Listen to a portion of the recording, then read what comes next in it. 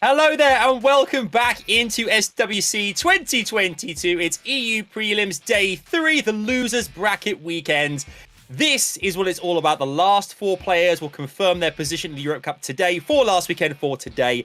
Everything to play for. So much hype in the chat. My name is Adam Savage. Delighted to have you guys here. I'm hosting once more. I'm joined by the almighty Baus and Killer. Fellas, assemble! It's going to be hot. It's going to be great. And you guys are here bringing us all the love and all the noise. I mean, Baus, I'll come to you first, mate. This is an amazing, amazing opportunity for players to qualify for the Europe Cup in Berlin in September. How are you feeling? There's a lot on the line today.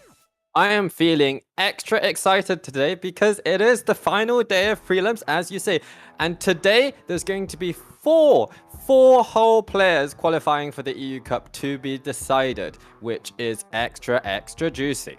Yeah, not just half a player or like one leg, a couple of arms, a whole player, four whole players going all the way into the Europe Cup. You can see here the overview as well here. I mean, we could see the EU prelims began last weekend with day 1 and 2 on the 6th and 7th of August. Today is the 13th, of course, day number 3, the losers bracket day. You can see it's a double elimination competition with 16 contenders, 8 advanced to Europe Cup. We had 4 last weekend, as mentioned.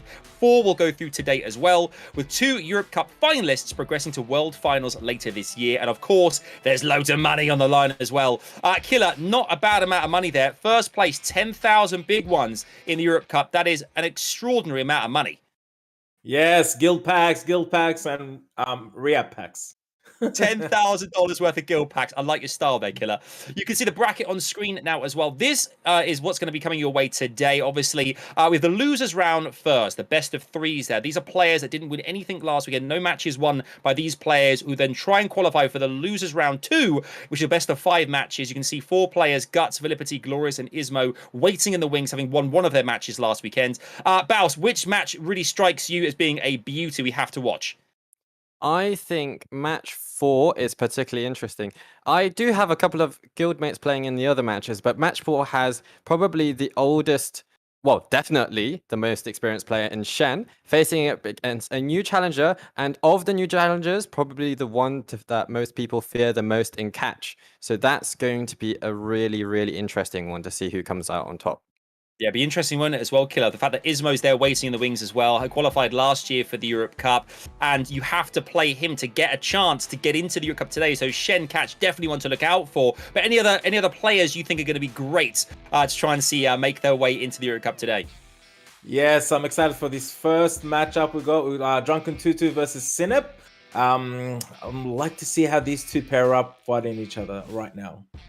Yeah, indeed. There's so many great players that are going to be competing for you guys at home. Obviously, get us know in the chat as well who you think is going to win each of these games, each of these matchups, because it's going to be very sweaty in there. Everyone playing to stay in this competition and qualify for Berlin. Obviously, we're going to be there, lads. We're going to be there bringing you guys all the action, and the players are going to want to be there as well. You're part of that. They want to qualify just to meet us. The game aside, Baus, Killer, and Savage. That's the real ticket. That's the dream ticket. Of course, as well, yeah, let us know who you think is going to go through. Loads of surprises coming your way as well. Loads of fun things. But Baus, going into this first matchup, DRUNKENTUTUH versus SINIP as well. I mean, this is an interesting one because Pinkroyd last week dispatched DRUNKENTUTUH pretty quickly. Obviously, last year's Europe Cup winner. So a lot to live up to here. Tutu not really given a chance last week. What does he have to bring to his first match against SINIP today to stand a chance of qualifying? I mean, honestly, Pinkroyd is such a dominant force that I don't think we should take too much away from the fact that DRUNKENTUTUH was dispatched like that. I think DRUNKENTUTUH still has a lot to bring to the table, but SINIP is a worthy opponent. Both are actually newcomers. SINIP is someone I was in a guild with recently as well, and I know that he has incredibly efficient runes and is a really nice drafter as well. I mean, how integral, obviously, we saw last weekend's action on Saturday and Sunday here, Killer, and runes played a big factor. How important are runes and artifacts to each of our players? What big difference does that make in general, do you think? It makes a huge difference, you know, when your monster survives by 1 HP, you know, that artifact or the rune or that extra substat roll that helped you survive that 1 hit, and it just changes everything. So efficiency is the key to these guys' drafts and plays. It really is. Taking a look at DRUNKENTUTUH's draft and most picked and banned, etc. here as well. What strikes you, Baus, about these particular stats? Well, that first unit is somewhat a unit that a lot of people know really well. at the top of a lot of people's wish list, to be fair. Gianna the Dark Oracle, and you can see that is one that DRUNKENTUTUH really likes to utilize heavily. So I'm sure that SINIP will be thinking about pre-banning that unit and banning that unit. She might not actually see much actual action. Do you think teams as well, players, should I say here, Killer, focus a bit too much sometimes on their opposition's draft as opposed to their own, and that can sometimes cost them? Or do you think they're always thinking about both their own and their opponents at all times? Is that kind of what's the main focal point, do you think? I think they got to consider both options. How would you put yourself in their shoes, and then vice versa? So yeah, I think it's part of the overall plan where you have to consider your opponent, what he's going to do, knowing your draft. Yeah, I think it's really important. I think tactically as well, knowing kind of, I'm sure there's no doubt, right, Bals, that the players as well have kind of studied their opponents here, because they'll want to know what their playing style is, what their regular strats are too, because it kind of gives them an upper hand going into each of these matches, thinking, I can probably predict here the direction they're going to try and take this. Yeah, pretty much. And also, let's not forget, everyone played last weekend already, so there's already a couple of matches for their fellow opponents to study, and that definitely changes the dynamic a lot versus last weekend in terms of preparing for facing the same strategies that they recently saw. Yes, it does. Right, this is it. We are going into match number 1. It's a best of 3. It's all about remaining in the competition. SINIP versus Tutu. Over to you, fellas. Let's find out what the pick and bans look like. Here we go. Summoners, the first match of the day is starting right now. Pre-ban Zareen. We've got DRUNKENTUTUH versus SINIP. Volantis, Oliver, get the pre-ban. Very interesting choice by SINIP to not pre-ban the Gianna. He fears the Oliver more. He doesn't want DRUNKENTUTUH to take that first turn with the speed lead and start resetting his units.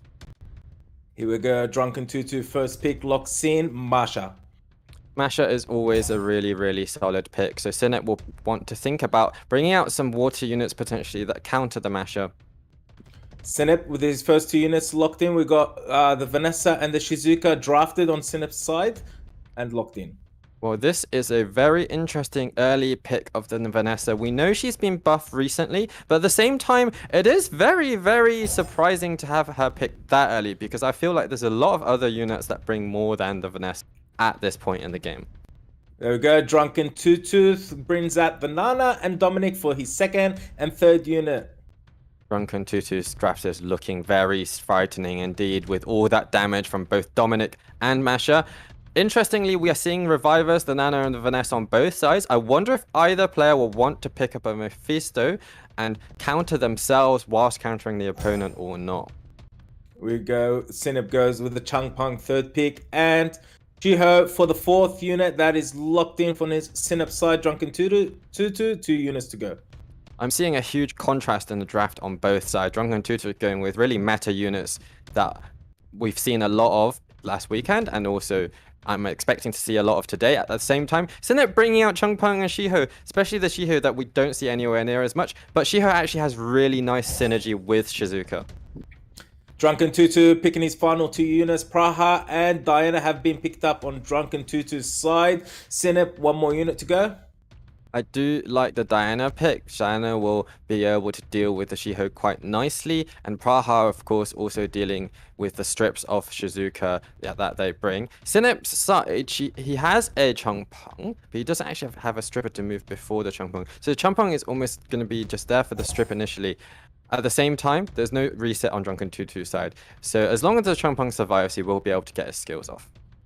Here we go. SINIP picking up that Tomoe for his final pick, and she is locked in. Bans are coming in any moment now. I think SINIP will either want to ban out the most threatening damage dealer, potentially either the Dominic or the Masha, or just ban out the... no, he doesn't want the revives to come up. For DRUNKENTUTUH, you might want to ban either the Shizuka, I'm thinking, is probably the most scary unit. There we go. SINIP's Changpeng gets the ban. Diana gets the ban on DRUNKENTUTUH's side. Lead skills are in. HP, Dominic, DRUNKENTUTUH's side. SINIP with the Vanessa speed lead locked in. Here we go, guys. First match of the day. SINIP versus DRUNKENTUTUH. Tomoe taking that first turn. Really looking forward to seeing what this Tomoe can do, because we've not seen so much of this unit so far in the ELU prelims. Here we go. Shiho about to take a turn. Skill 3 and 2 are both available. He opts in with skill number 3. Puts the damage into Masha. indeed. Sinip is looking really low on damage at the moment. It does have the Shiho, which is a heavy damage dealing unit, but the other 3 units, especially the 2 Omiyujis, are mostly support units. Vanessa can bring a little bit of damage, but Vanessa will probably be the focus target for DRUNKENTUTUH to begin with. I am thinking that DRUNKENTUTUH's units bring a little bit more than what Sinip's units bring. Here we go. Nana goes with the AoE, lands the defense break on Tomoe. Shizuka about to take a turn. Things in nature. Oh, lands the defense break, the sleeps and the stuns all over DRUNKENTUTUH's side. That was really, really cool actually, because Shizuka was able to bring that AoE invincibility. As I was saying, that interaction with the Shiho is a really tasty one to see. And now it's about how much control the Tomoe and the Shizuka can bring. Because as we saw, Tomoe actually reduces attack bar based on number of debuffs, and Shizuka brought all those debuffs so that Tomoe could really control DRUNKENTUTUH's side. Here we go. She taking out that Dominic. Nana bringing that Dominic back. She has no more Soul Harvest stacks left. We got the Shizuka buffing up that Tomoe. Vanessa goes into Dominic. I wonder if he's going to try and put Karma on the Praha, because Praha is a little bit scary at the moment because she does have the strip available. There we go. The strip. Oh, lands the strip on Shiho and Shizuka, turning them into debuffs and dodge damage over time. Masha goes and puts some damage onto the enemy team. Here we go. Oh, Shizuka, additional turn. Really exciting procs going both ways at the moment. And Sinip is in a good position, but we know that when you have a Nana on the field, plus something like the Masha that does so much damage, things could turn around at any given moment just with a proc or 2. Here we go. Shiho dismantling that Masha, getting an additional turn. Skill 3 into Praha. Praha not looking very healthy right now. Here we go. Tomoe into Masha, stripping, stunning that Masha. That was incredible, the strip stun. I did not see that. The Tomoe would be the MVP of this match, but she's done so much work for Sinip so far. Oh, this Shiho, additional turn once more after his skill 2, stunning all the enemy units. Vanessa, skill 1 into Praha. Shizuka, all things in nature. Oh, the buffs and the debuffs. Wow.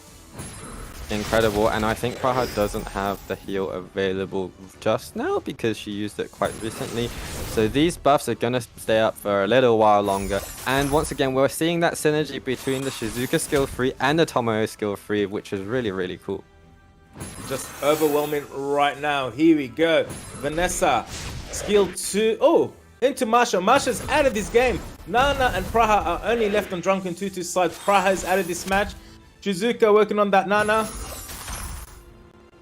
This is fantastic. I am so impressed by how much work Tomoe has done in this match. Really, really cool. Yeah, Tomoe, the difference maker there, 100%. And Sinip takes the first set of the day there. Interesting one there, Baus. I felt as well that Masha was definitely a target of Sinip straight away. We know the damage that Masha can do, but you said yourself at the beginning, not too much in ways of damage coming from Sinip's side, but managed to maintain and see out that first victory incredibly well, and that comes from experience. It was a fascinating interaction where Sinip was bringing units that were a little bit off meta compared to DRUNKENTUTUH's units. I mean, those units we do see on the ladder, but just not as much. And at the same time, in the end, it was actually the control that Tomoe and Shizuka were bringing that overpowered the raw damage. I suppose if a couple of procs went the other way, the result might have been a little different, but it was a really, really solid performance from Sinip.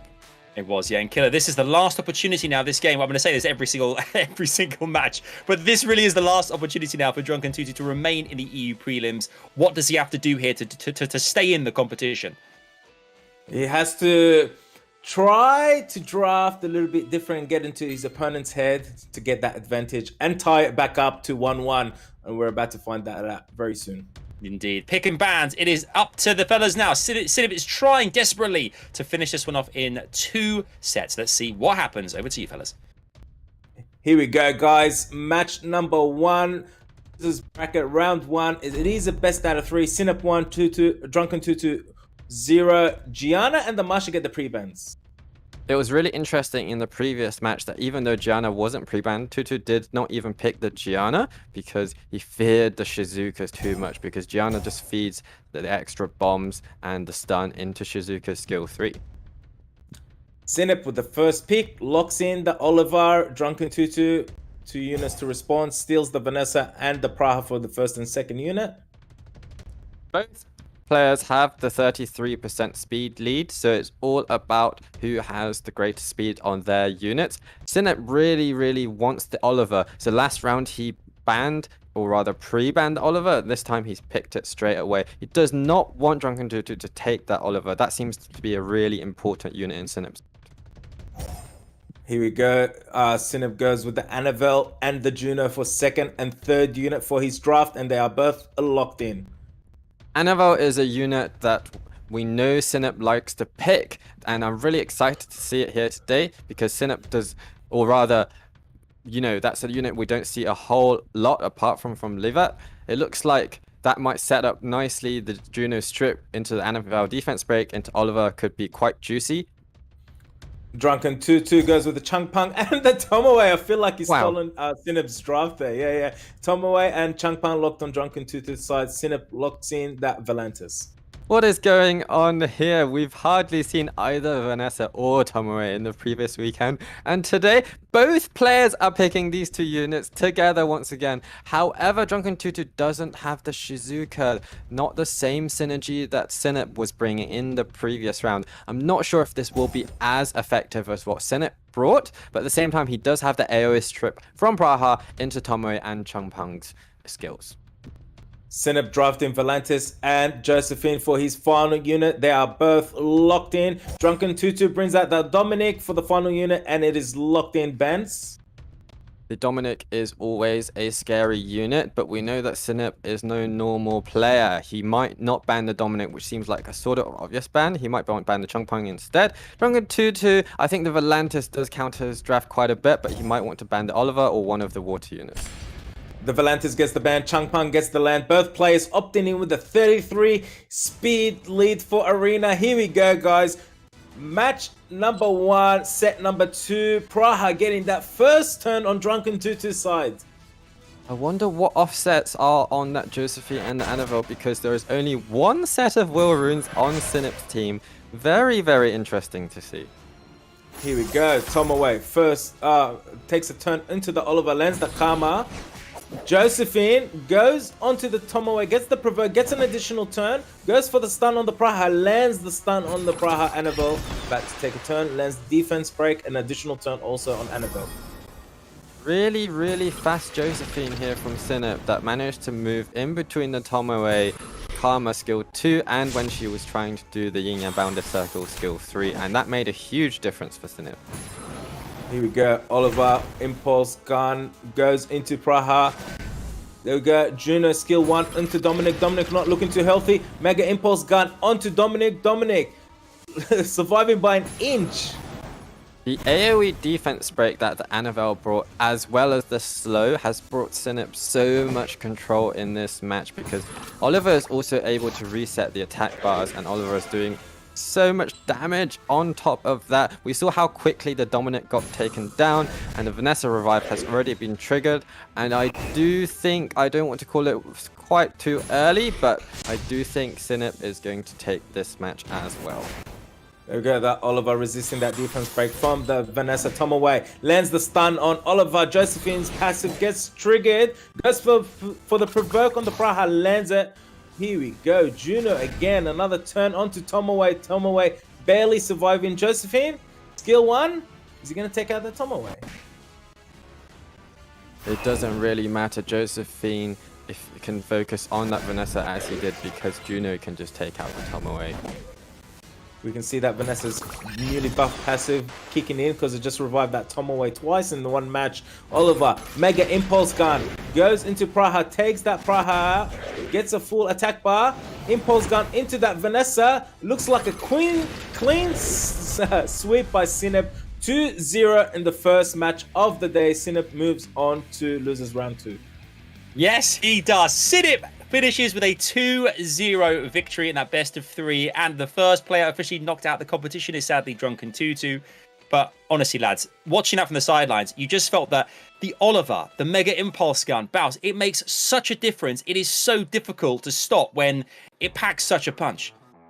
Precisely, Adam. Oliver, I do believe, was the difference maker amongst, Oliver as well as Annabelle. That combination of the slow, the defense break, and all the attack bar resets and cooldown resets from Oliver brought a lot more to the table than what DRUNKENTUTUH's draft brought in the previous match in order to counter that Tomoe. And of course, DRUNKENTUTUH didn't have the Shizuka, so DRUNKENTUTUH tried to emulate what SINIP did in the previous match with Tomoe. It didn't quite work out because what SINIP was bringing to the table just was able to deal with that Tomoe and the units that DRUNKENTUTUH was bringing overall so a lot better. So really, really solid performance from SINIP, and I'm really looking forward to seeing what he brings in the next round of matches. Indeed. I mean, speaking of which, this is the bracket. We have our first player from the losers round 1 going forward into losers round 2. You can see there later on this afternoon, SINIP versus GUTSTHEBERSERK in a best of 5. It is going to be a beauty. But sadly, as I said, we lose DRUNKENTUTUH now, and hopefully he is back next year for more EU prelims. GG, well played, my friend. We've got loads more matches coming up. I mean, the next one is one that we're getting really excited about as well. Obviously, last weekend, we talked a lot about RAXXAZ. New is a new player. This is an interesting one here, Killer. What can you tell us about this matchup? Why is it an interesting one for the viewers at home? Because we know RAXXAZ is a streamer. New didn't get a proper chance last week to show. Like, I was really impressed with his Feng Yang, but I want to see more of it. So we got a streamer, we got someone that plays an unusual draft, matching up. So I'm interested to see how they will clash. Indeed, yeah. I mean, you can see their matches played there on screen. Baus, I mean, over 1,400 matches played. That's one of our higher, I guess, of the streaming making a big play there to boost, I guess, like matches played. But one of the highest players game bases I think we have there at 1,400 or so. What advantage does that give RAXXAZ going into this game against New? I think that does help a lot. Not only the games played, but also the streaming. It gives you a lot more experience. You have to deal with a lot more greater variety of enemy drafts, and you learn what sort of niche counter picks and what little adjustments you can make to deal with slightly different play styles from the opponent. Yeah, almost only a third of the games in comparison New's played, Killer, you can see here. But the win rate is still very high at 62.2. That still says a lot about what he can bring to this matchup. Definitely does. It says a lot about New. It just says how much experience he's got, and it just reflects on his rune quality and his artifacts that he carries with the monsters that he drafts into these RTA matches. Indeed. Right, we are almost into the next matchup. Remember, chat, talking to you at home. Make sure to let us know who you think is going to take each of our games. Okay, we've got a best of 3 here, RAXXAZ or New. Let us know in the chat, and we'll see exactly who or where the audience is feeling this could go. Let's head into pick and bans. It is time for the second losers bracket, round 1 of the day. New versus RAXXAZ in a best of 3. It's pick and ban time. Ladies and gentlemen, match number 2 for the day. We got RAXXAZ versus New. It is a best out of 3. Here we go, pre-bans. I am wondering if RAXXAZ is going to pre-ban one of New's light dark units like the Nessus or the Volantis, or that Feng Yan that New is known well for. New, well, RAXXAZ doesn't have any rare light dark units that he likes to use, but maybe the Chung Peng. Here we go, pre-bans are in. The Volantis gets the ban. The Marsha gets the ban. Few seconds, both players to decide what they'll draft against each other. Indeed, the Masher is a sensible unit for New to ban because it is a fire unit, so that then he can pick his Feng Yan.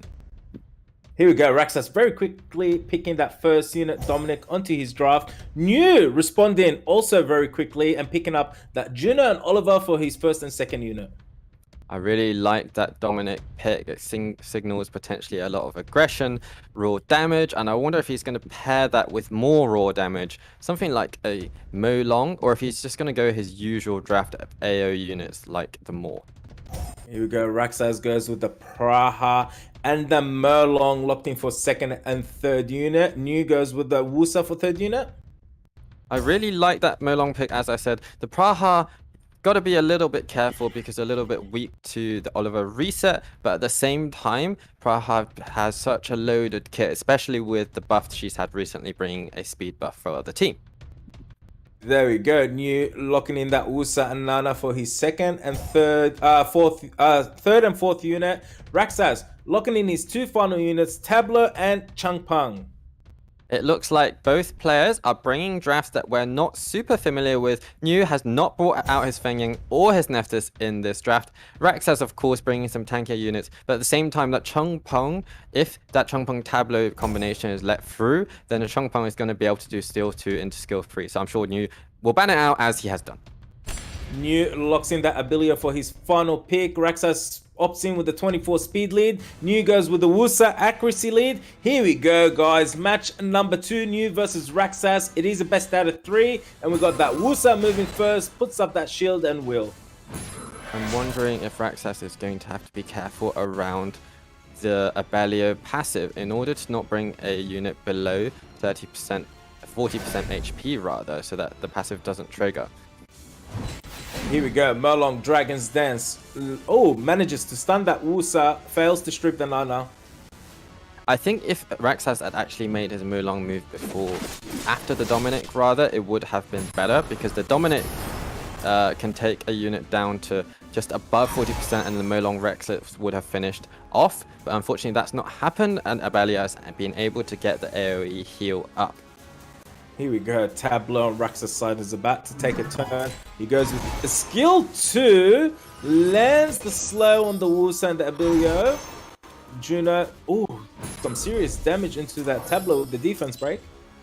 This is a bit of an awkward situation for RAXXAZ because the Mulong got provoked and then now he's gotten stunned. Still has not been able to use the Reckless. But of course, if he does use the Reckless, gotta be careful. The Nana is still on the field. The Nana can bring extra souls and extra stacks, extra lives for his team. There we go, Reckless Assault into Wusa. Wusa is out of this match, but he's back in the match from that Soul Harvest with the Nana. We saw that Dominic moves right after Merlong, taking that Wusa out again for the second time. Juno stuns the Tableau. That was a big stun. Nana taking out that Merlong, getting an extra stack. Abilia still asleep during the match. This is an extra stack for the Nana. The Mulong decided to, I guess it's a Violent Mulong rather than Vampire Mulong. I think in this draft a Vampire Mulong would have been better so that he was a little bit healthier and wouldn't have been taken out. But if this Dominic keeps proccing, then it does not matter. This Dominic doesn't care about elemental advantage or disadvantage. Improvisation, weakness shot, and additional turn. Taking out that Juno. Here we go. Nana with the defense break. Lands it on 2 out of the 3 units. Tableau lands the slow. Additional turn. Goes again. Oh, he gets the juice. Gets another. This is what we know Tableau can do. Tableau does not care about the violent restriction because his additional turns are actually from his skills. He gets additional turns if he rolls the same number, and he was able to do that a couple of times. It will be really exciting to see a Tableau really just absolutely go off as we got to see just now. There we go, Abilio. All skills on cooldown. Only gets additional turn. Gets that. He's going into that Praha. Dominic, improvisation, weakness shot, takes out the Abilio. RAXXAZ takes out that first point. It is the best out of 3. This match is not over just yet.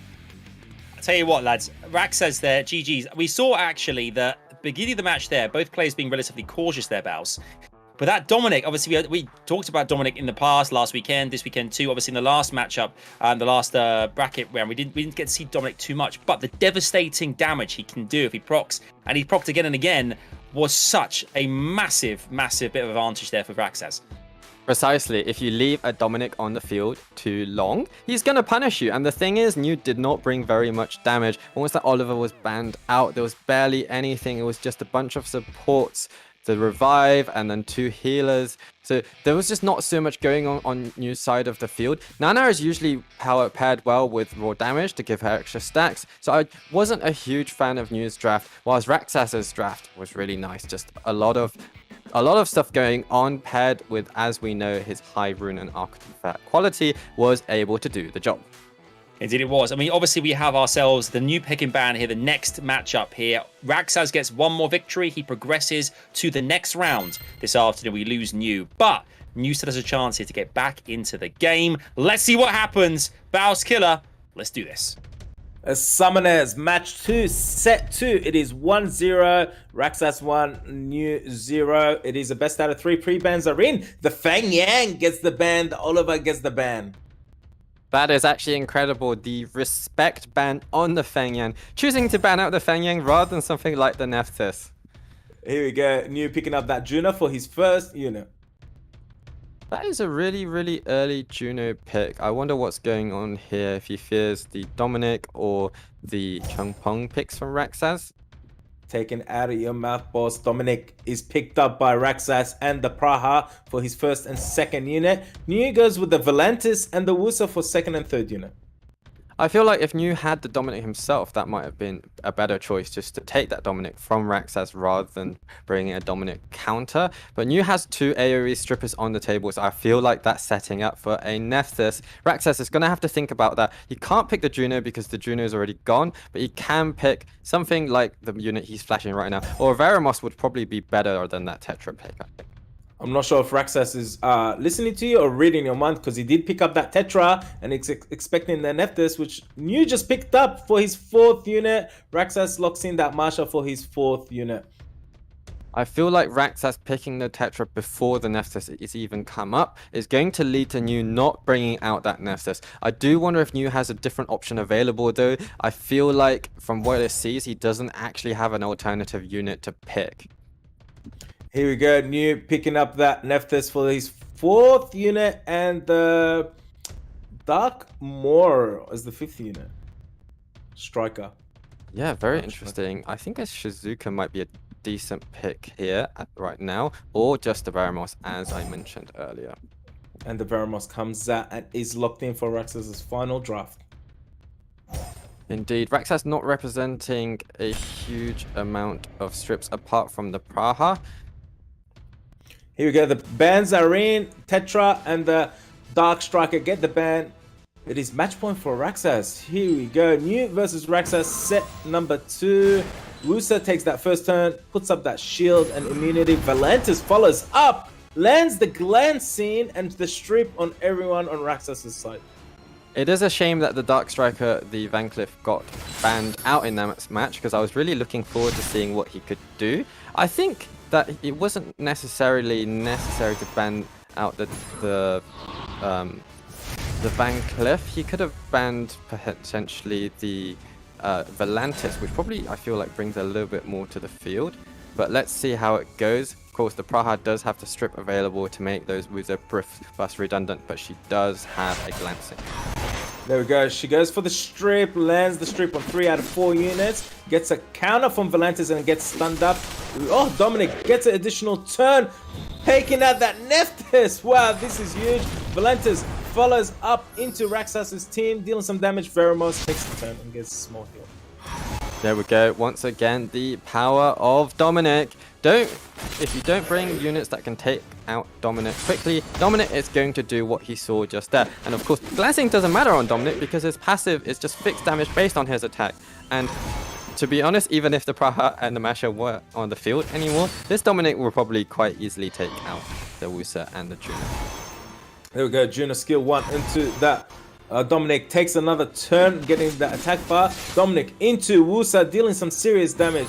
Wusa skill 3 goes up, shield and will is up on New's side. Masha, skill 2 is available, skill 1 is available, lands it into Wusa, does little damage to break that shield.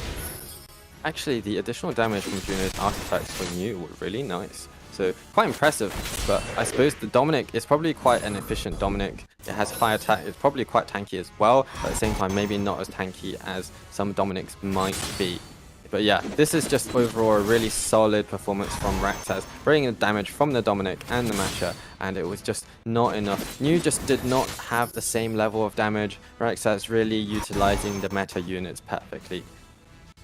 There we go, not looking too healthy for New right now. Praha gets another turn, takes out that Juno. RAXXAZ clean sweep with a 2-0 over New, moving on to losers round 2 later this evening. Indeed, another clean sweep. RAXXAZ progressing through to the next round this afternoon. Sadly, we lose New at the same time, but GG's, of course, again. Do you know what? we talked about it in the first game there, but Dominic being the difference maker once again, paired with the Masher as well. You've got 2 units that strip so much damage away. I think New there, Baus, just simply did not have, and you said it yourself, he just did not have the same damage available to reciprocate and deal it back to RAXXAZ. You've hit the nail on the head there, Adam, and I think I'm really surprised that given what happened in the first match, you just didn't ban out that Dominic or try and take that Dominic away from RAXXAZ. I feel like that kind of strategy would potentially have worked out better than for New, rather than going with his usual draft, which honestly just doesn't work that well against what RAXXAZ was bringing to the table. RAXXAZ knew what was coming, he knew that Nephthys was coming, so he brought out that Tetra even before the Nephthys was there. New did not have another unit to pick, so he almost just had to pick the Nephthys anyway, and the match was partially already decided at that stage in the match. Do you think it was naivety there, Killer, as well, that New didn't ban out when he should have done, or not? I think experience, he he just went with what he's comfortable with, and he stuck to his guns. He certainly did. The bracket here, you can see, is updated once again. Another 2-0 there with RAXXAZ, progressing through to face VIILIPYTTY later on this afternoon. Oh, the big boss himself. I mean, that's going to be one heck of a matchup there, Baus. That is going to be a real clash of the titans for sure. VIILIPYTTY, we knew that he hadn't been playing too much recently, so we weren't sure how strong he would be, but he actually brought out a lot of power against Catch last weekend, and I'm sure that RAXXAZ will be figuring out how he can counter VIILIPYTTY. I think that's going to be a really, really close match. That's coming your way later on, guys, this afternoon in a best of 5. But for now, we have JANZELOT versus LIVERT. 2 players, obviously, once again, synonymous with EU prelims. They're back this time. They're going head-to-head. What can you tell us about JANZELOT, Killer? Well, you can see his most picked units. We've got that Ragdoll in his draft that he likes to play a lot, but gets banned out a lot. So he's very adaptable to his opponents banning out that Ragdoll. So I'm very interested to see how he will draft up. Yeah, I think we all are very interested to see, because you know, at this point in the competition as well, you have to bring your A game into this, because this is the last opportunity to go through, and LIVERT, we know, will want to have some kind of success again getting to the next round because of his history again in EU prelims here with us, Baus. Yep, indeed, and I think LIVERT's draft actually matches up really nicely against JANZELOT's draft. LIVERT isn't bringing a whole amount of AoE units apart from the Anavel, so his single target units don't really struggle against the Ragdoll that much, so I don't expect to see much Ragdoll action in this match actually, and it's more about if JANZELOT is going to adapt to LIVERT's draft and what counters to LIVERT's draft he's going to bring. He's probably going to be taking notes from, say, Shizo, who dispatched LIVERT last weekend. Yeah, you can say Shizo, Pinkroyd. There are many players that are clearly very OP, having done dominated last week, Killer. I mean, these guys obviously want to be in that Europe Cup place now. We're kind of whittling it down, but they want to qualify for the next round. What do you predict is going to be happening in this first matchup? Because these guys seem to know pick and bans. They're very savvy with the monsters. Where do you think it's going to go, Killer? I'm predicting some surprises from both players. You love a surprise. He loves a surprise. Speaking of which, what will the surprises be in this pick and ban? LIVERT, JANZELOT, a best of 3. Let's find out what happens next. Here we go, Summoners, match number 3 of the day. JANZELOT versus LIVERT. The pre-bans that are in, we've got the Chroma and the Chitang Desheng pre-bans. There we go, Killer. Something we've not seen it for a while, something I like to see. Matching colors, both light colored nat 5s for both players. Here we go, LIVERT picking up that Anavel for first pick very quickly. JANZELOT responding very quickly also with the Dominic and the Miles. All very interesting. 2 units that deal fixed damage. Dominic off his attack, Miles off his speed. I think those 2 units also do quite well against the Leona, potentially trying to put LIVERT off picking a Leona himself. But I'm sure LIVERT has other units that he can pick in mind. And LIVERT only picking up the Vanessa and the Triana for his second and third unit. JANZELOT very quickly picking up the Vertiheel and the Molly for his third and fourth unit to counter that Vanessa and Triana. Well, clearly JANZELOT has a plan. This is not a draft we usually see him bringing, and not one that we saw him bringing last weekend. He has seemed to have specifically planned for LIVERT, and I do think the Vertiheel is a good unit to bring against LIVERT so that JANZELOT can keep on taking turns. as predicted earlier, boss. But Livert has still chosen to pick that Leona and picking her up for the 4th unit, and Juno for his final and 5th unit. JANZELOT taking a few seconds to decide his final pick.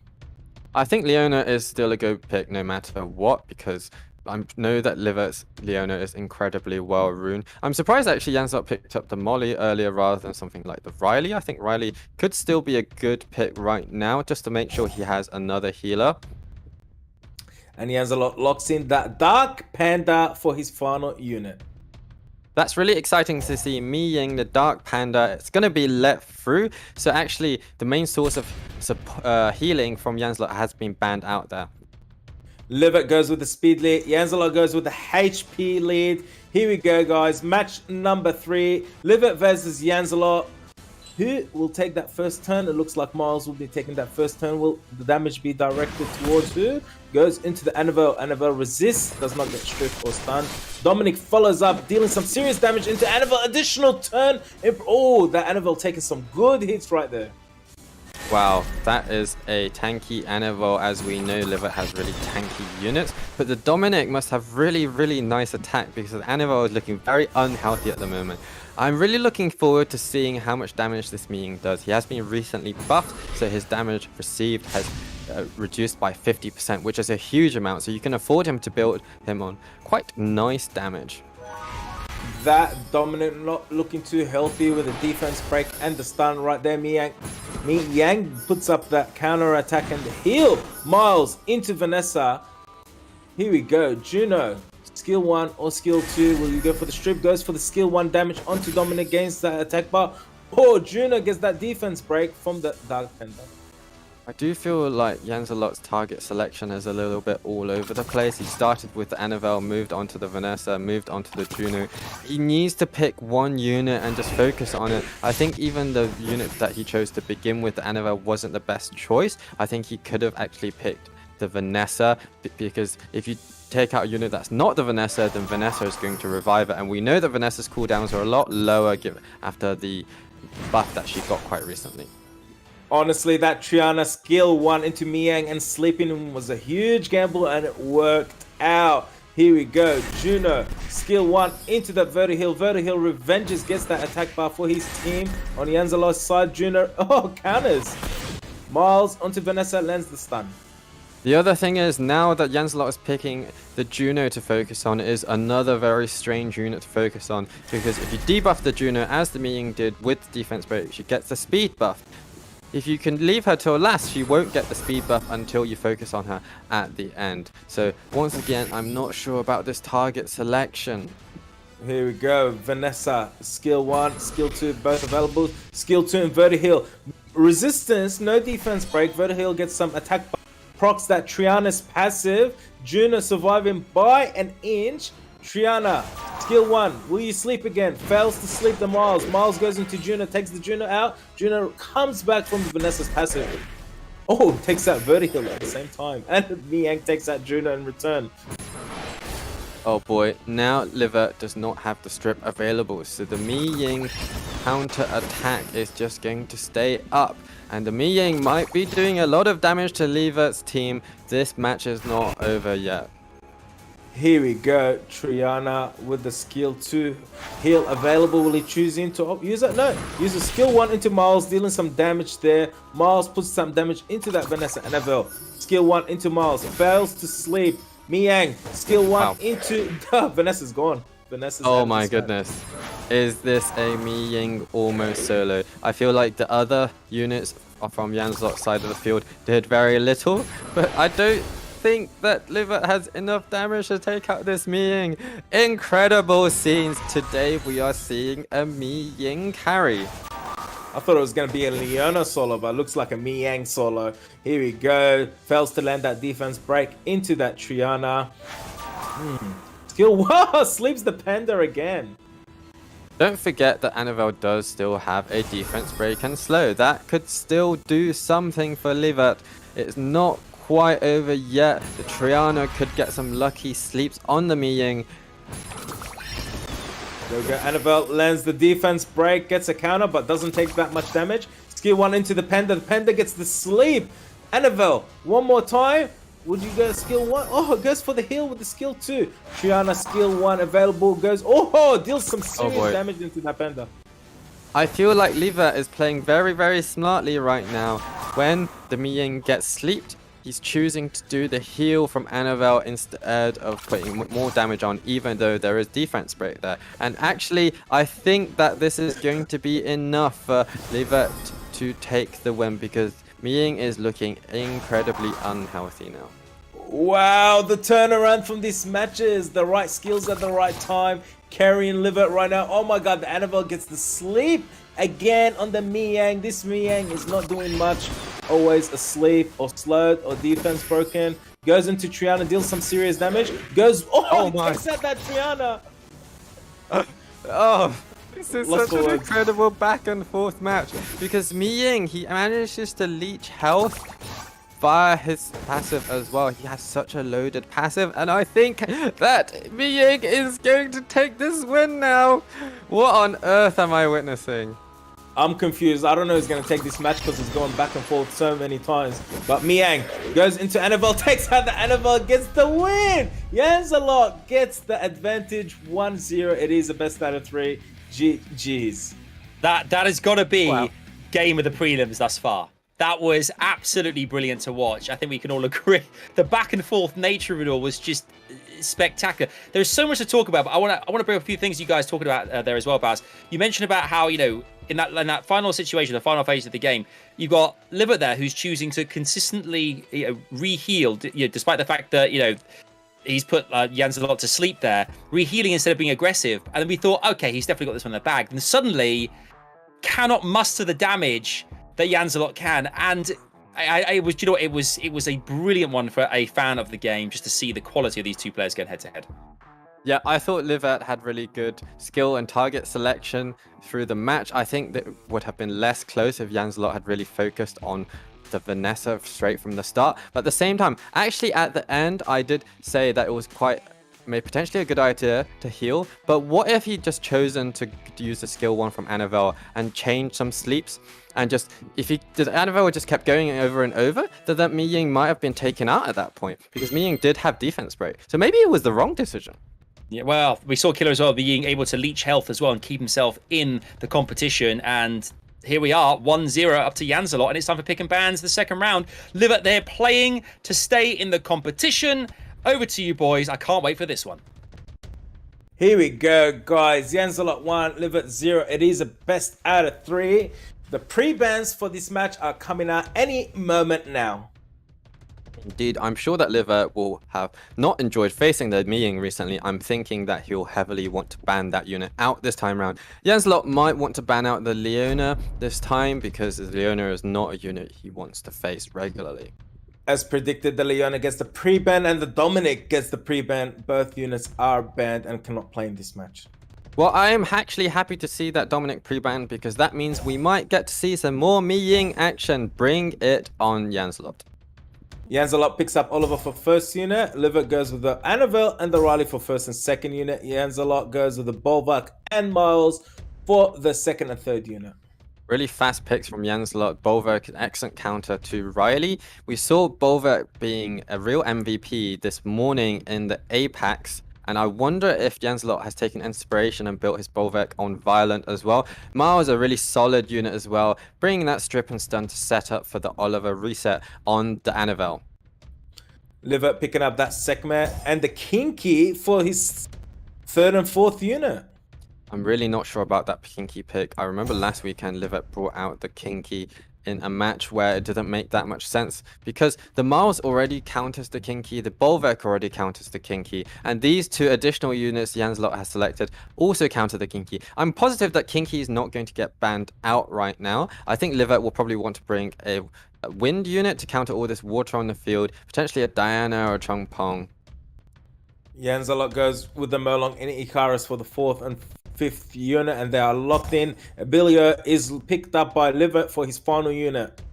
Abilio is a good counter to all of those single target source of damage healing up the team. I wonder if Janzelot is going to ban out the Abilio or ban out the Annabelle, which is potentially even scarier. The Bolvak and the Abilio get the ban. Sekme gets the HP lead skill, and Janzelot goes with the Oliver speed lead. Here we go, guys. LIVERT looking to tie this match up. And JANZELOT looking for a clean sweep.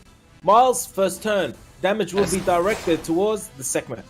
Such a fast Miles, but unfortunately does not manage to stun the segment. So the segment is going to get his reset off. Is she going to succeed?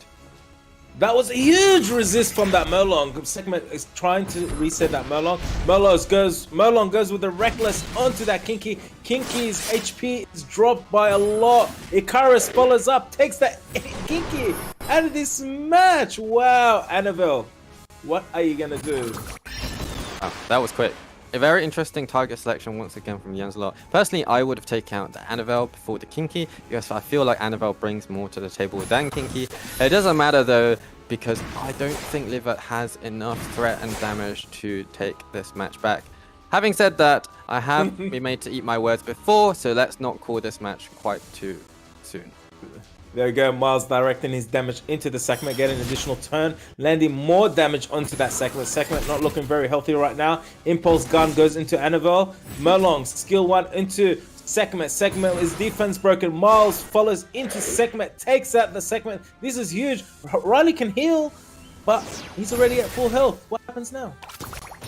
Well, what happens now is this Oliver is hopefully not going to get resisted too many times if you are JANZELOT, and is going to be able to keep controlling those attack bars. And Miles will bring the damage. Eventually, Icarus will have her skill 3 back up again, and I think that JANZELOT is in a very strong position to take the second set. This Riley is working overtime with that resisting that impulse gun twice from that Oliver. Here we go, Riley skill 1 gets the heal for the team. Impulse gun into Riley, increases cooldown but resistance as well. Miles stuns that Annabelle. Icarus goes for the skill 2 heal, get some heal on the JANZELOT side. That was a nice stun from Miles. I'm sure that JANZELOT knows LIVERT's units are very high in resistance. Most of them are 100 resistance, and he'll have built extra accuracy onto that Miles and onto the Oliver in order to counter LIVERT's builds. And it is working perfectly for him at the moment. These surfers are doing some extra work. It's looking pretty good for JANZELOT right now. Mega impulse gun into that Riley. Riley not looking too healthy. Icarus fails to land the dot. Miles takes out the Riley. Clean sweep. 2-0. JANZELOT moves on to losers round 2. Just like that in a flash, JANZELOT is a new contender for a Euro Cup place going through to the next round, as Killer said there. I mean, significant work there. We sadly, you know, we lose LIVERT at this particular hurdle, but do you know what, Baus?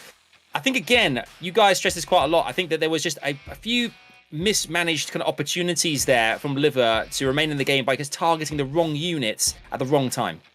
I think in this particular match, there wasn't too much LIVERT could do. He tried to reset the Merlong with the segment, which I think was the right decision. Unfortunately, the segment missed the reset, and it was all downhill from there. So I think in this match, it was quite unfortunate for LIVERT. Having said that, even if he did manage the reset, there's still the Miles with that fixed damage. And then I think that JANZELOT had enough units on the field and enough damage to deal with whatever happened from LIVERT. So a really nice draft from JANZELOT in that match, actually. He definitely has prepared for his opponent LIVERT incredibly well, and it has shown in the result that he's brought today.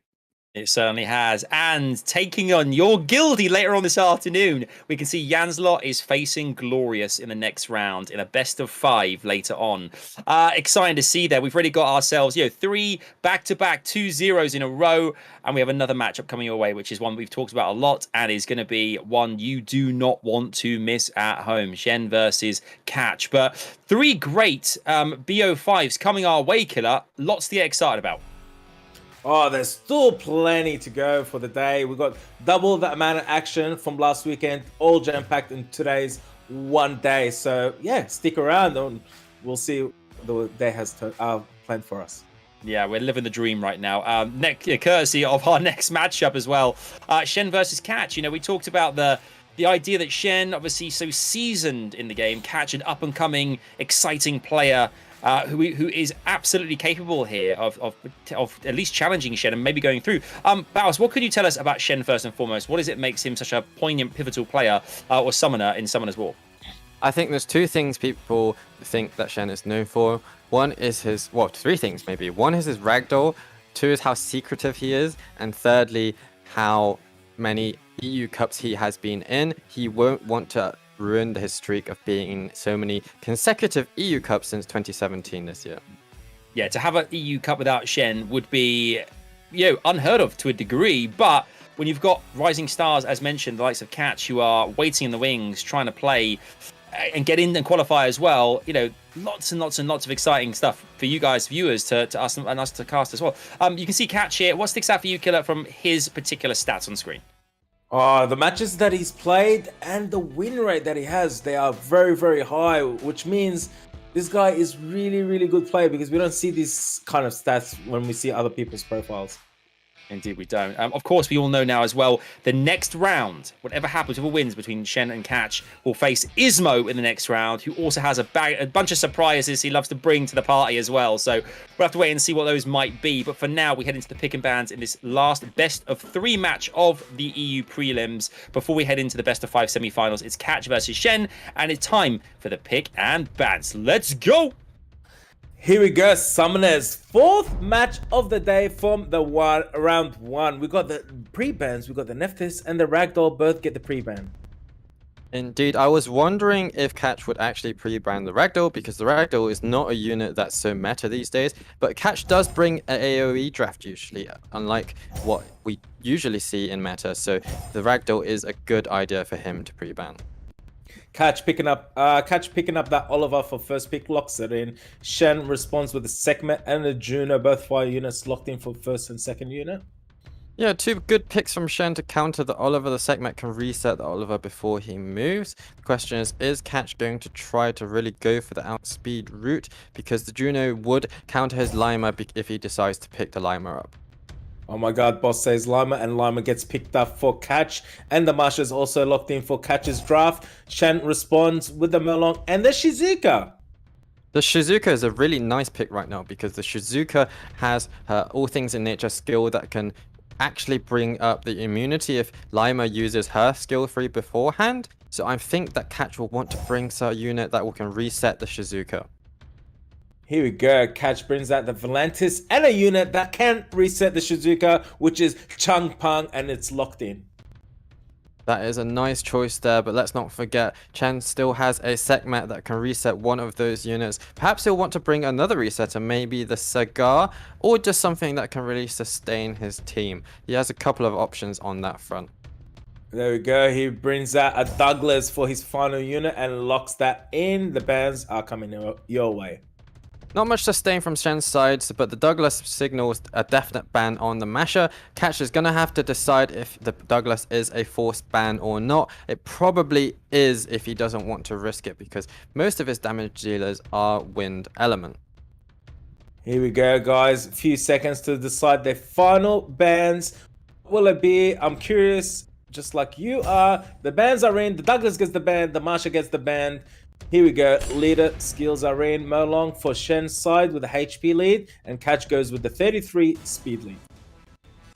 So Catch is probably going to take the first turn, potentially after Sekhmet resets one of the units. The question is it going to be enough? The Oliver and Chungpung are going to bring a lot of control, but is he going to be able to deal with that Juno? Oliver takes the first turn on Catch's side. Where will he direct his impulse gun? Oh no, sorry. I thought Oliver was moving first. It looked like Sekhmet moved first. I'm seeing things. That's alright. Sekhmet did move first, but Sekhmet was very unfortunate again. Today we have seen Sekhmet fail earlier for Livert just now. Sekhmet has once again failed for Shen. How unfortunate. At the end of the day, she is a little bit of a coin flip unit, but most of the time that coin flip is worth it. Unfortunately, that coin did not land on heads for Shen. Here we go. Catch with the Volantis. Opts in with skill 1 to stun the Shizuka. Lands the stun on the Shizuka. Chung Pang goes for the serious matter and pushes back everyone's attack bar, hopefully resetting some unit skills. Mega Impulse Gun into Shizuka. Shizuka looks pretty controlled right now with that slow and stun on her. Mega Impulse Gun onto Merlong.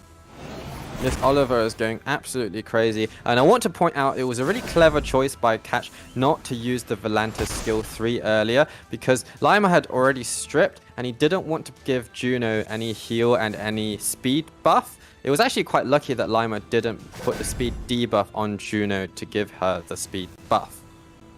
Here we go. Sekhmet. I know Sekhmet is about to take a turn. There's no confusion here with the Oliver's aura at the moment. Sekhmet goes onto the Lima, lands the reset. I feel like Lima was a unit that isn't super weak to reset because she still has that skill 1 that can do really solid damage and a little bit of turn cycle. I think Lima is going to be a really important unit for Catch to keep alive because she is going to do some decent damage to Juno, whereas the Oliver is going to struggle a little bit more. I do still think that Catch is in a good position right now, but things could change at any given point. Here we go. Merlong, skill 1. Will he go to land some defense breaks somewhere, or will he deal some damage already on a unit with defense break? Goes into the Lima. Lima not looking too healthy right now. Skill 1 into Juno. Juno will return the favor, most likely, with the skill 1 from the Oracle onto the Lima. This is a really good opportunity for Shen to take out a unit from Catch because of the defense breaks on Lima and Changpeng at the moment, but I don't know if he's going to be able to do so because Catch has the speed lead and his units are taking an awful lot of turns. There we go. Lima taking out that Juno. Catch looking very healthy right now. Changpeng deals some damage onto the Shizuka. Lima, skill 3 is up. Invincibility is up. Oliver, Mega Impulse Gun into the Shizuka. Oh, resistance, but increases the cooldown time. Does not push back the attack bar. Here we go. Volantis goes for the stun on the Shizuka. She resists. Indeed, Catch, again, very well played to hold off on the Lima's start and end skill 3 until the Juno was gone, because the Juno could have turned those buffs into dots. We know, seen players make mistakes before where they kind of use a buffing skill whilst an Oracle with predicted future is on the field. He's not done that. He's played really, really smoothly in this match and he has won. First blood Catch in this brilliant matchup against Shen here. I mean, I think you guys hit the nail on the head there when you talked about the speed leads as well there and how that paid dividends for Catch in that situation there, Baus, and he was just able to get the first game under his belt. Precisely, the Oliver helped make sure that he took the first turn. Really unfortunate once again with the Sekhmet. She missed the reset as the Sekhmet missed the reset in the previous match with LIVERT. And from then on, it was just really smooth fight for Catch. He was able to control the units of Shen really nicely, even though it got a little bit close at that point where the Sekhmet used her skill 2 Curse of the Beautiful. It wasn't quite enough, and Catch was just able to dispatch what Shen was able to bring eventually. Really, really well played from Catch, going with what he knows because he has the units and the runes and the artifacts to deliver. Exactly, he does. This is the last opportunity for Shen. Shen, of all players, to remain in the competition here at the EU prelims. Can he make sure in this next set to stay in the competition, or will Catch go through following suit with a 2-0 victory? It's time to pick and ban once again. Baus and Killer, let's do it, boys. Here we go, guys. Match number 4. Set number 2. We got the pre-bans. We got the Oliver and the Juno getting pre-bans.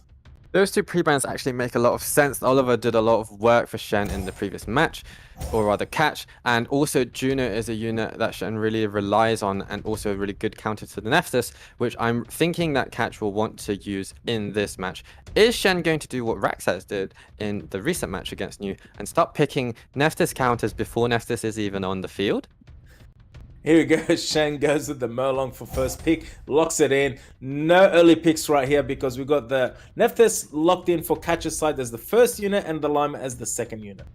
Well, never mind, the Nephthys is already on the field, so he can start picking Nephthys counters right now. He can pick out that Sekhmet, which is a good counter, but I don't know if he's too devastated by Sekhmet letting him down in the previous match.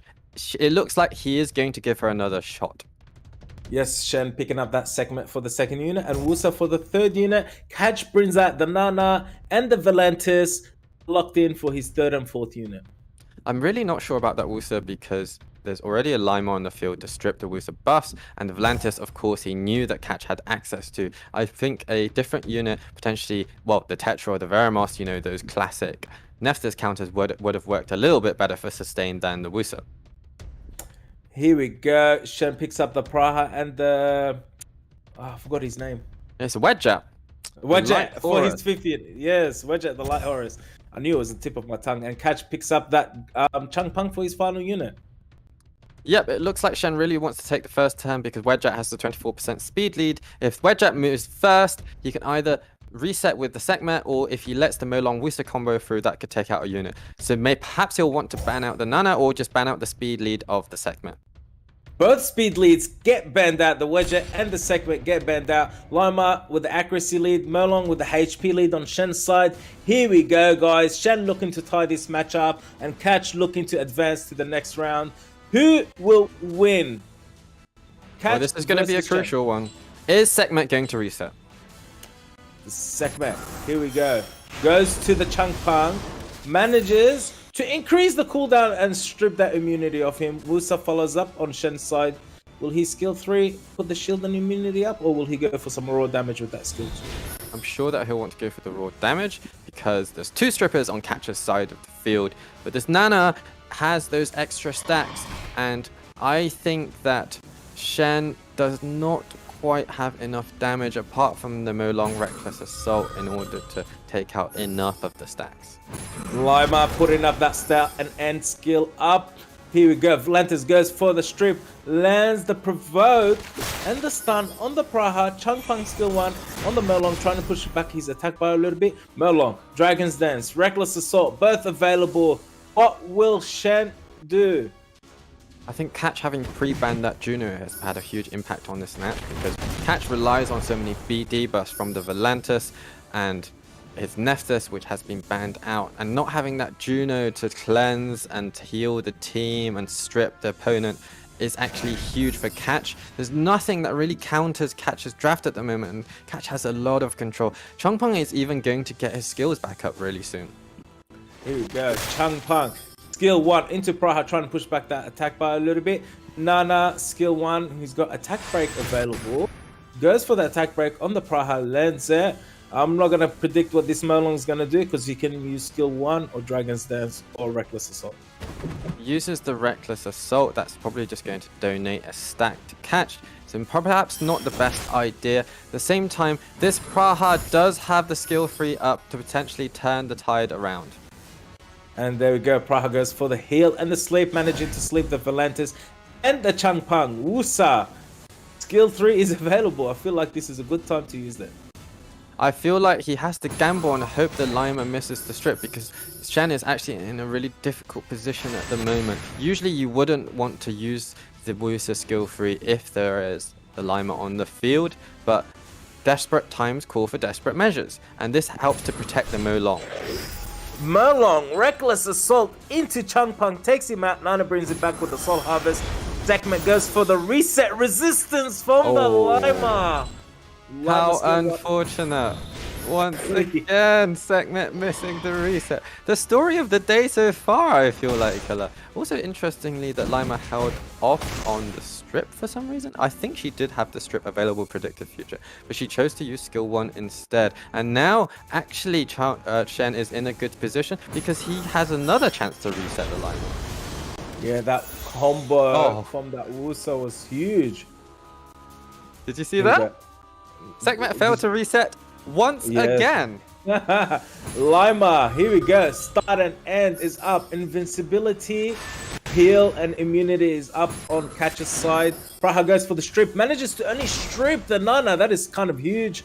Wusa, skill 1 into the Nana. Fails to sleep. Gets an additional turn.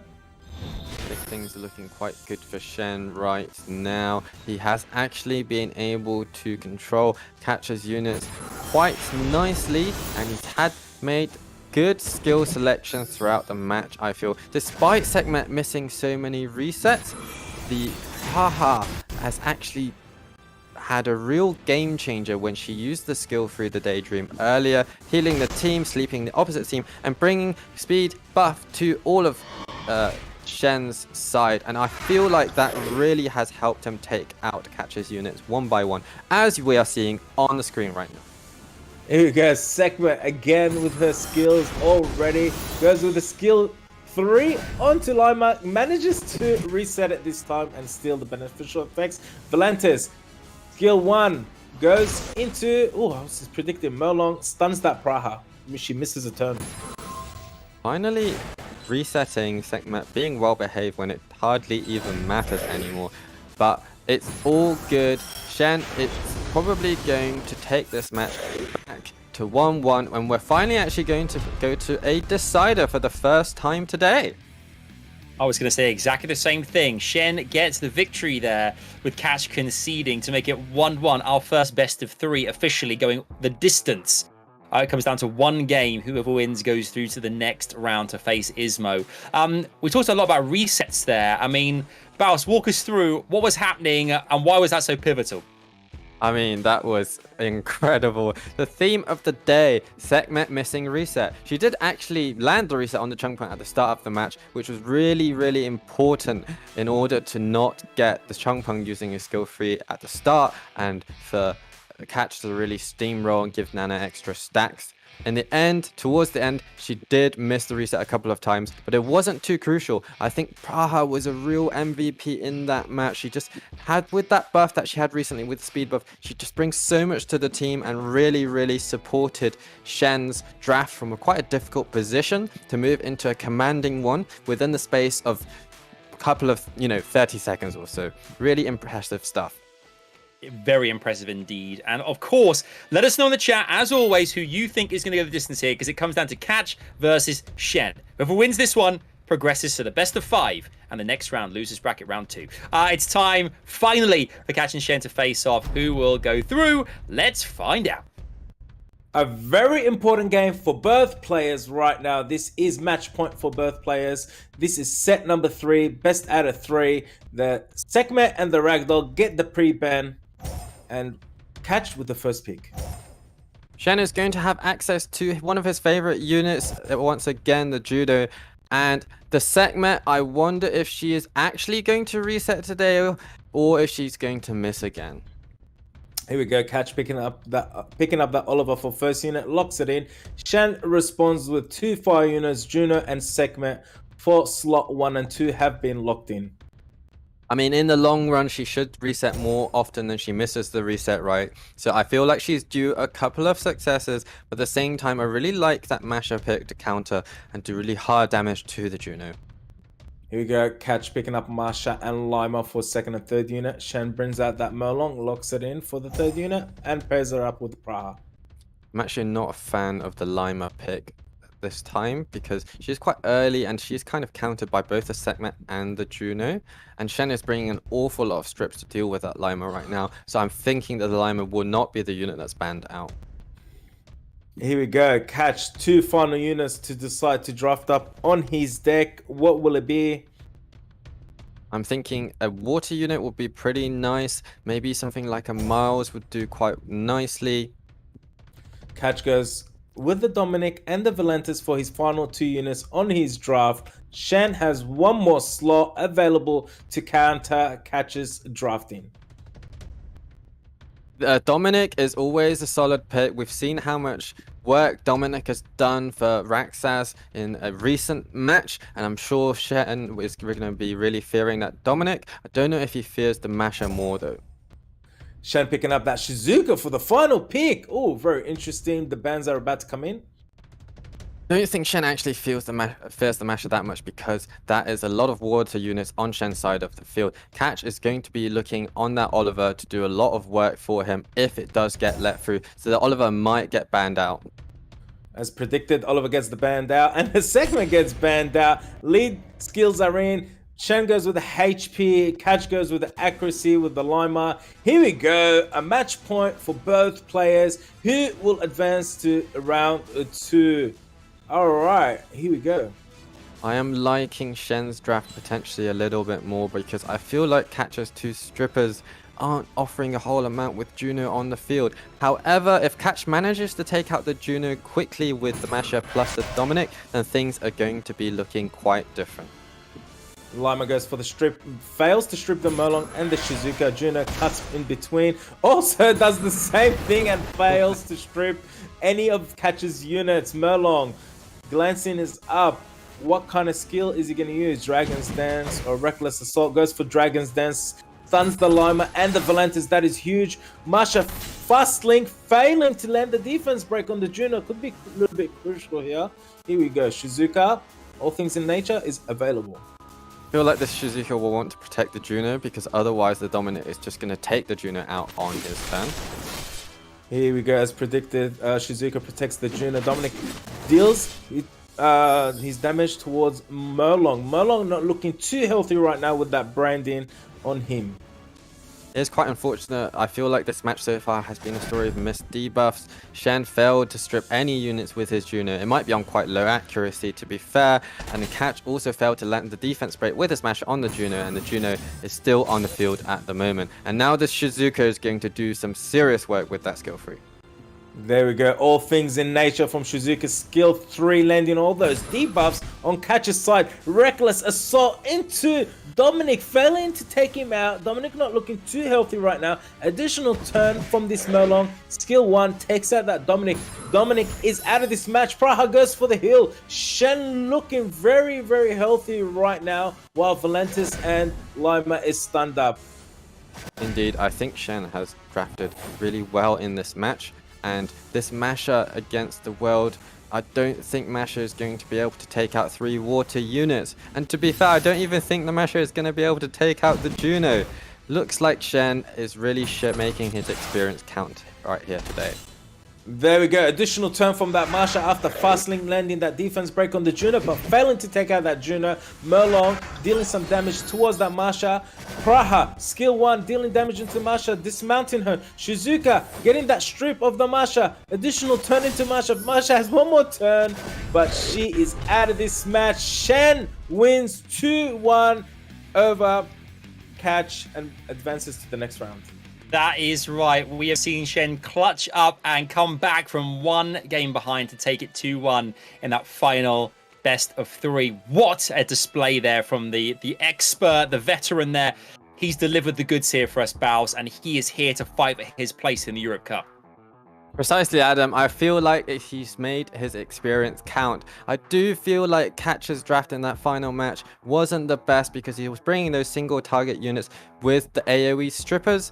Even though Shen was already bringing counters to his Lima, he still brought his Lima, he still brought his Valantis. He just wasn't very flexible in his draft, and the units he was bringing to the table didn't synergize very well. I do feel like he's shown a little bit of a lack of adaptability, and adaptability is so important in SWC. When some of your really important units get banned out, when the opponent knows what you like to bring and they bring counters for you, you need to be able to think on your feet and bring out something a little bit different. Unfortunately, Catch was not able to do that. I think his lack of experience has made a huge difference in this match.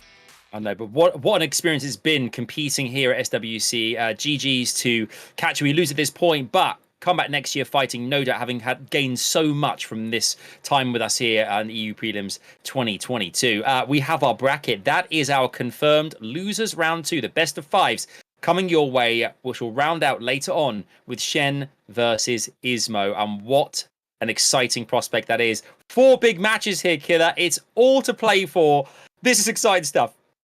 Oh my god, like every name that I look at is just so noticeable, like VIILIPYTTY, RAXXAZ, SINIP, GUTSTHEBERSERK, ISMOO. Oh my god, it's just so many players. I just don't know who to root for. Everyone's there. Exactly, and Bass, I mean, as you know, Killer said there, everyone is capable as well of going the distance and getting a place in finals. Yeah, absolutely everyone. And I'm really looking forward to some new players making their way to the EU Cup. Not necessarily new players in general, but ones that have not made it to EU Cup before. I think we're going to have a few of guaranteed ones of those here today. Indeed. And speaking of the new, here we go, guys. Exciting announcement time. You can see that with great anticipation, the second IP collaboration of Summoners War has been revealed as Cookie Run Kingdom. Let's go. A delicious game that is beloved by players around the globe. Just like Summoners War, of course, the collaboration update and events will take place starting August 29th. I mean, Killer, what an exciting time for the game. Cookie Run Kingdom is welcomed into the Summoners War mix. Amazing. Yes, I do love cookies, and I'm excited to see what these new monsters and skills they bring to the game.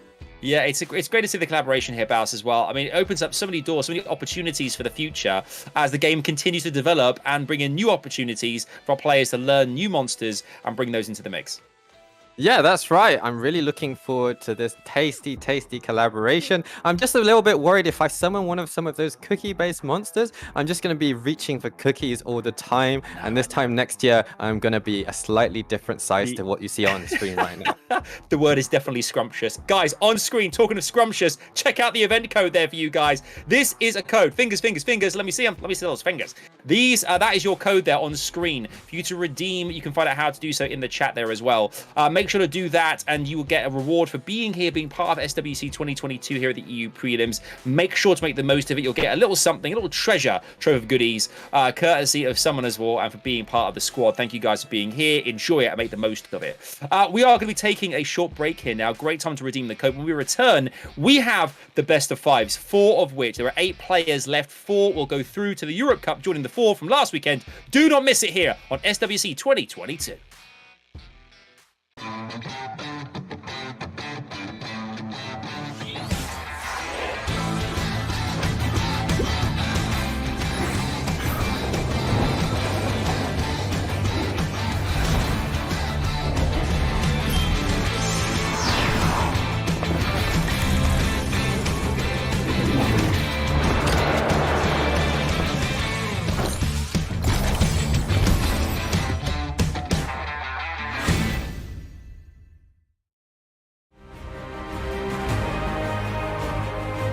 Summoners War World Arena Championship format. Tournament favorite is our first ever Summoners War World Arena Champion.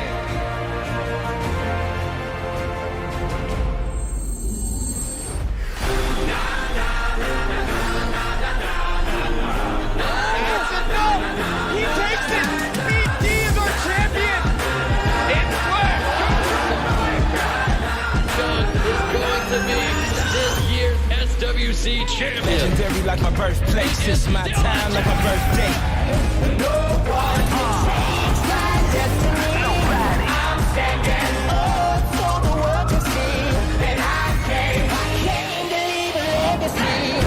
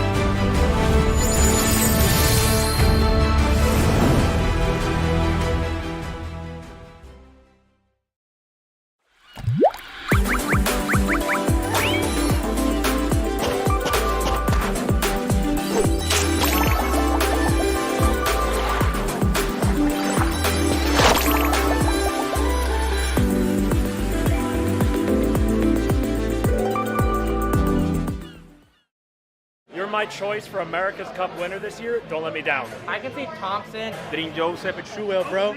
We'll see Thompson. I think Truel's going to bring home America's Cup this time around. Big V. SWC should be amazing this year. Speed lead on the side of Big V is Big V. I see the giant net coming out. You have 3 monsters around you, but they're all a Thompson is going to be taking Jay back in. We're hoping for. But to take it in games. Win one right here, of course, Jiwoo. It's a big victory for Big V. Although I didn't like it, is getting a lot of turns here. It's giving a lot of protection to teams.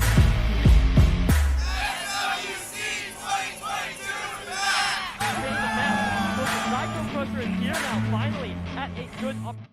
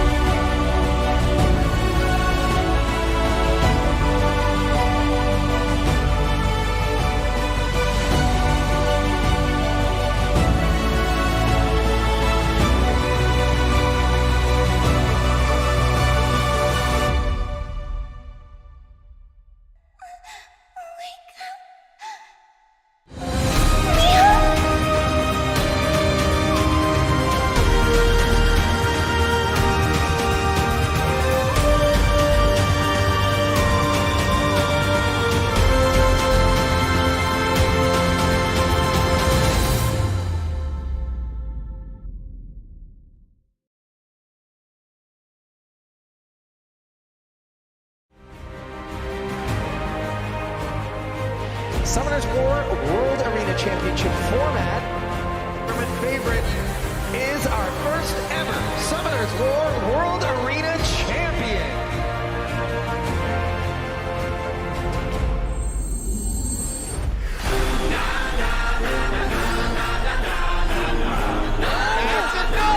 He takes it! BD is our champion! It's John is going to be this year's SWC champion. legendary like my birthplace. It's my time like my birthday. No one change my destiny. I'm standing up for the world to see. And I came to leave a legacy.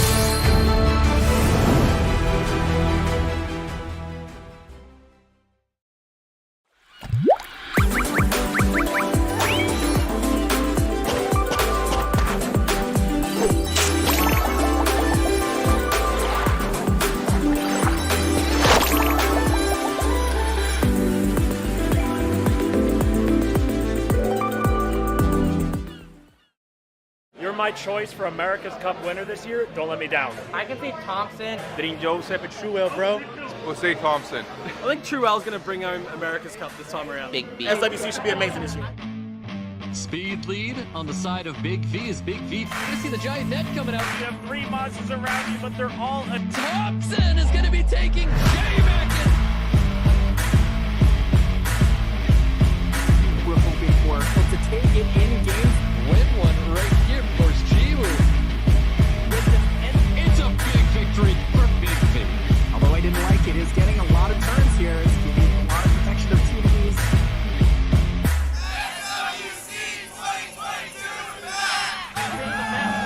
Microprocessor is here now, finally, at a good opportunity.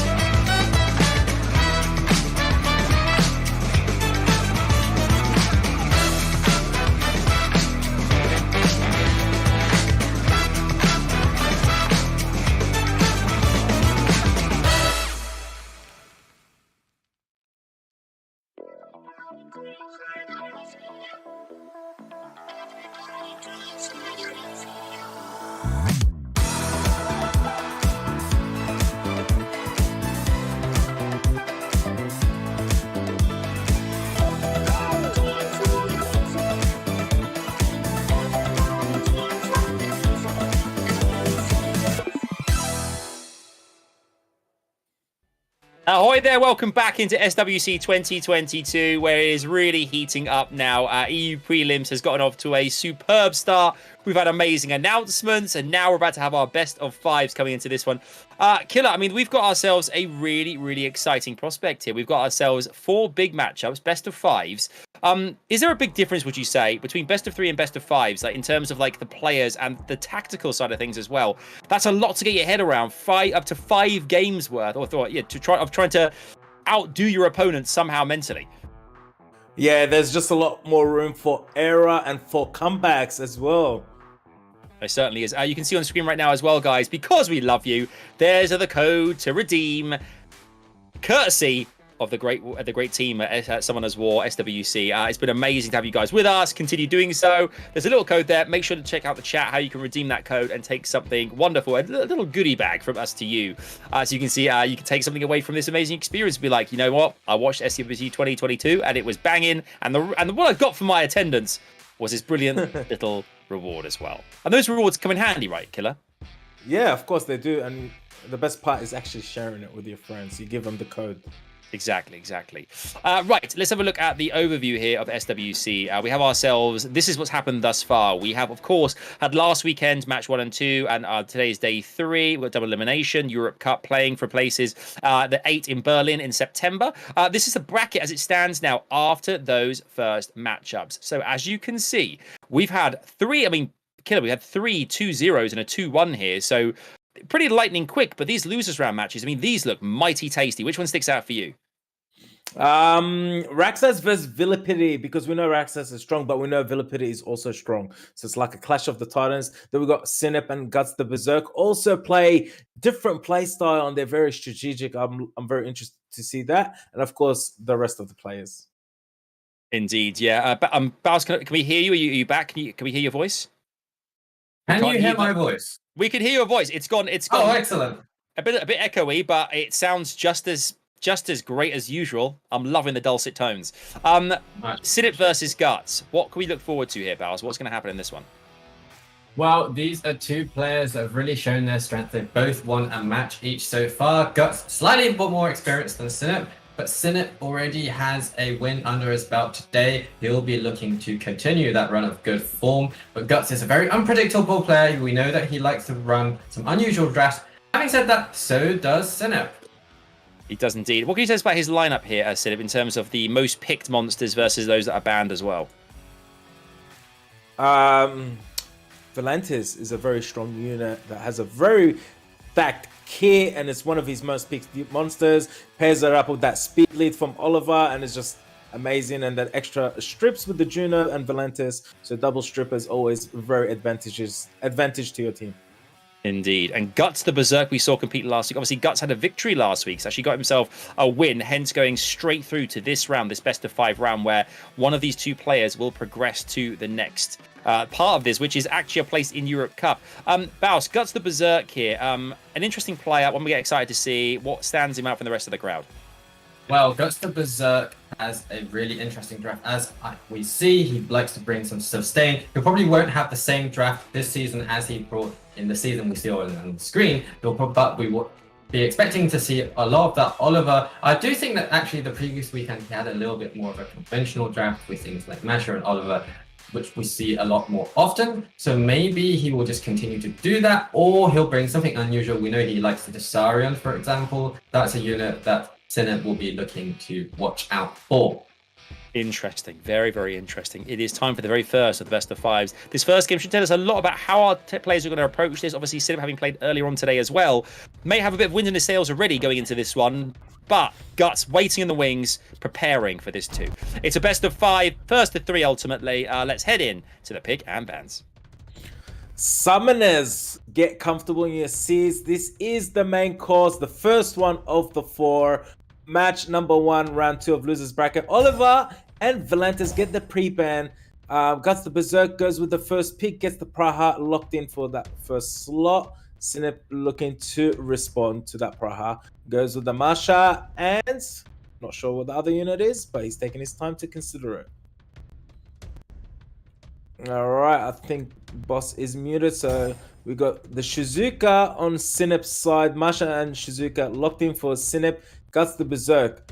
2 and 3, second slot and third slot yet to be decided. The Praha was recently buffed, so she's got that strip potential, but we've got that Shizuka on the field as well. Hello, can you hear me? Am I back? Oh, excellent, He's... wonderful. I think I have gotten to the bottom of that issue, and I have to say that early Praha pick, whilst a surprise pick, actually works excellently against SINIP's subsequent 2 picks, almost choosing 2 units that particularly don't deal well with the Praha for some reason. Here we go. Guts the Berserk picking up Vanessa and Merlong for second and third unit. SINIP responding with the Chang Pang and the Nana. Indeed, the Mo Long is really nice pick as well into the Masher. There's a lot of counters to the Masher at the moment, but the Chung Pong actually does really well against Guts' lineup if SINIP can bring another stripper. He doesn't have the Valantis at his disposal at the moment, unfortunately.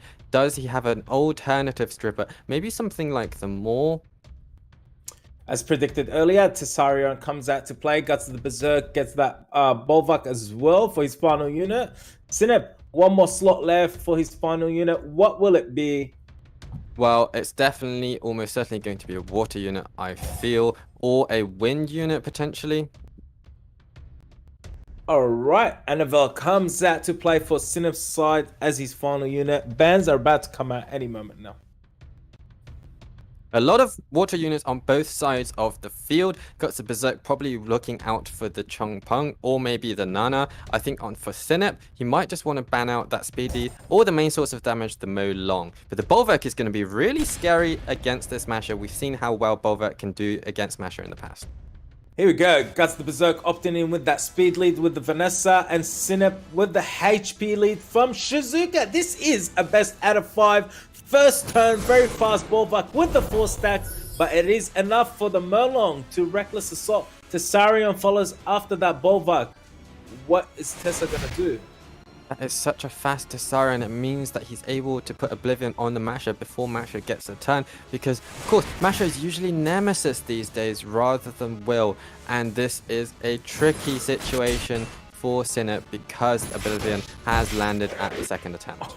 Whoa, huge plays from Guts the Berserk. Yeah, Merlong taking out that Shizuka out of this match with that reckless assault. Masha dealing some damage into Vanessa early on, but not enough. Changpeng goes for the strip, lands the Glancing and the defense break on the Merlong. Here we go. Masha skill 1 into Vanessa, does very little damage. Bolvak, 1 stack. Not going to be doing too much right now. Goes for the heal on the Annabelle. Oh, Vanessa dismounting that Masha. Whilst I do like Guts' draft a lot from the start, it was really unfortunate for Sinip just now that his Anival actually only landed 1 defense break out of 4 on the Mo Long. If Anival had managed to land a defense break on the Vanessa, it would have been much closer a match. But it is not over yet. Anival has a really loaded kit, and she can definitely take this match back potentially if that Vanessa goes down, because there's no one to bring stats to the Bolverk at the moment apart from himself actually. This Tesarion with the additional turn, she had the Glancing, not doing too much damage on that Masha. Masha putting in some damage into the Vanessa. Vanessa not looking too healthy. Vanessa taking out that Masha with the skill 1, proccing her passive into Changpeng. Changpeng has that defense break, not looking too good for Changpeng.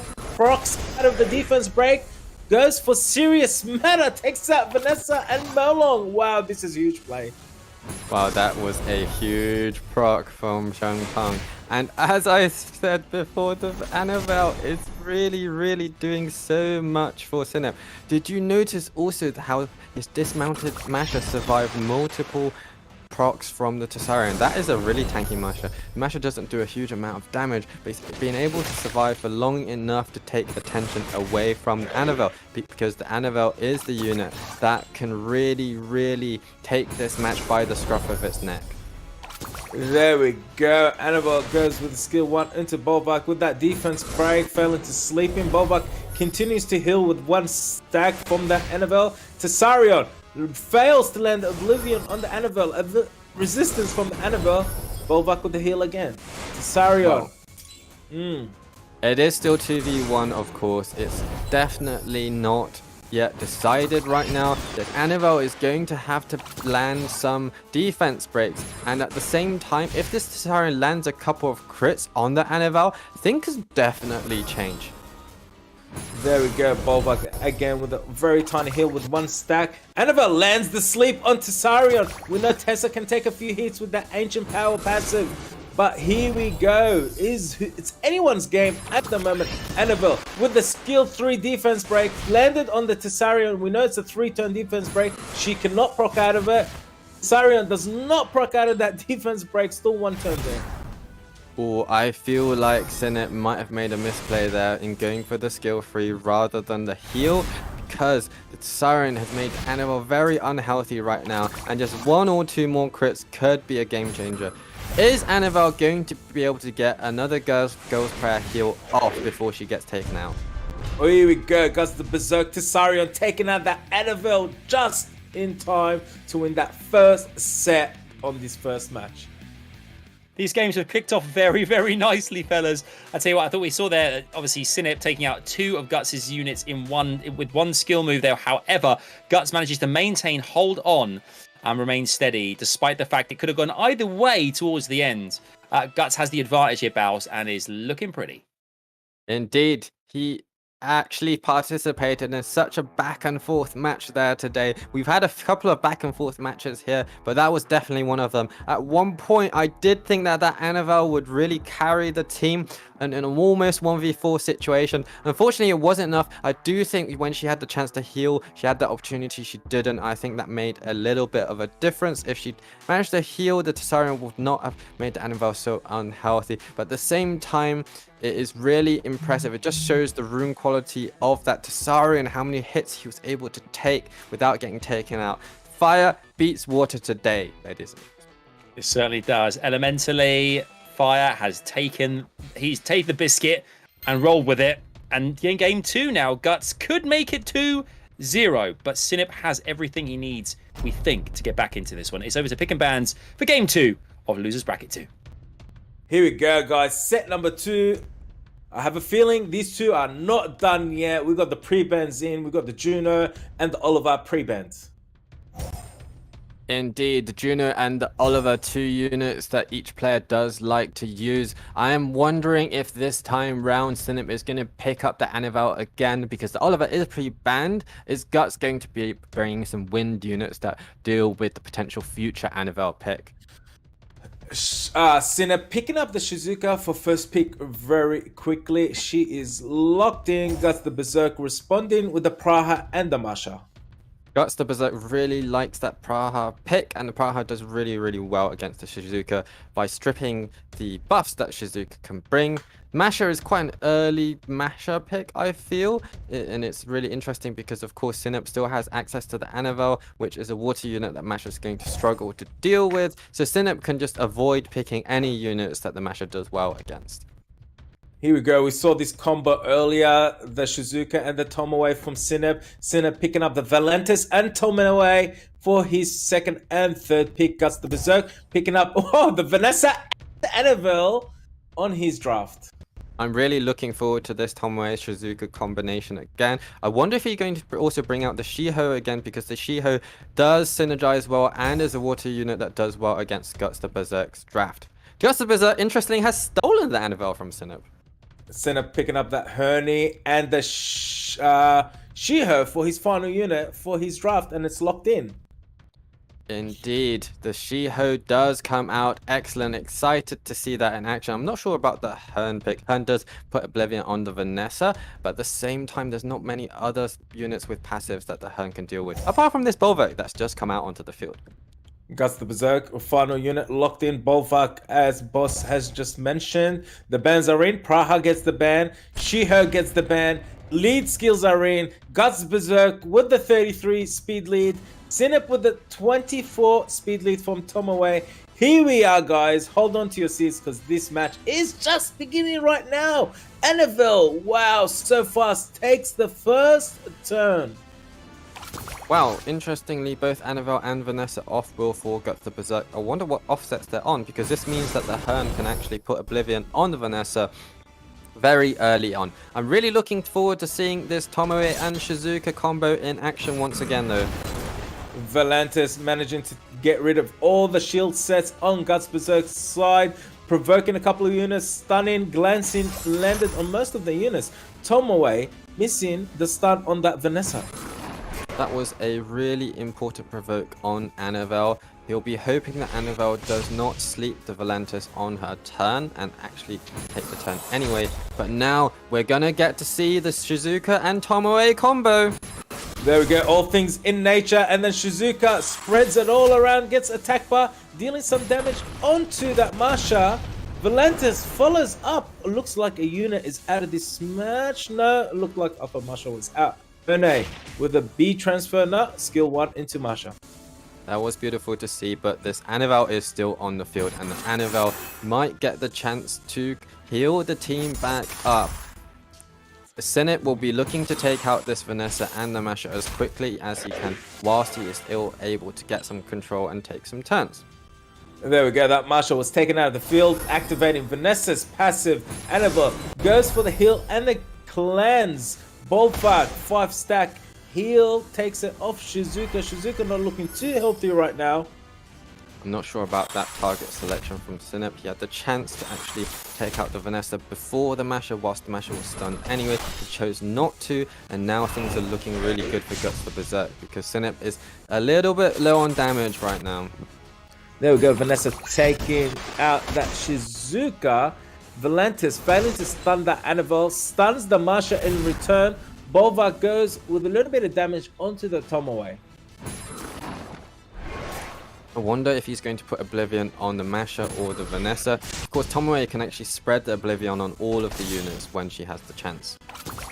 Here we go, Annabelle managing to sleep that Tomoe, gets an additional turn, gets the heal and the cleanse on GUTSTHEBERSERK's side, dealing skill 1 damage from Bolvar onto that Hernie. Valentis landing some dots onto GUTSTHEBERSERK's team. I do feel like in this match overall, Hearn has brought not very much, and in fact, this SINIP is just really low on damage. If Hearn was replaced by a unit that actually does good damage, something like a Miles potentially, or maybe an Belio even, then that might be a little bit of a different match. Unfortunately, it's not the case, and once this Tomoe goes down, I'm not sure how SINIP is going to get the match back. Volantis does do solid damage, but it's just not been enough so far. Here we go, Tomoe. Karma is available. Skill 3 is available. Goes for the skill 3 spread. Gets that full attack bar. And then lands the Karma onto the Masha. Indeed, I think at the moment Vanessa has the Oblivion on, so Masha is... Oh, Masha just does come up anyway, because that's not Oblivion. I think that is... Oh, I'm not... That is quite an interesting interaction actually, that Vanessa has Oblivion, and yet... Oh, I believe that Vanessa is not weak to Oblivion actually, because it is a skill, not a passive, or what word is returned. So actually Hearn has done almost nothing for SINIP in this match. There we go, Tomoe failing to strip that Masha with the immunity. Bova goes for a little bit of heal from the Herne, but anything small is beneficial for GUTSTHEBERSERK. Annabelle goes for the heal again, lands the 3-turn defense break on SINIP's side. SINIP not looking too healthy right now. Herne lands the defense break, 3-turn on Vanessa, and Tomoe trying to survive by an inch. Bolvar takes her out. I do feel like, Killer, that GUTSTHEBERSERK has taken away the Annabelle from SINIP and used SINIP's most fearsome tool against him, and used her to devastating effect, because Annabelle brings that cleanse, the AoE defense break, and the slow that really counters what SINIP has brought to the table excellently. And yeah, there's just nothing SINIP could do really. I feel like Guts drafted incredibly well in that match. SINIP just did not have enough damage. That is absolutely the case there. GUTSTHEBERSERK going up 2-0 there. I mean, I think it's a great way of managing. Obviously, a big factor here in Summoner's War is managing each of your sets, each of your games as well.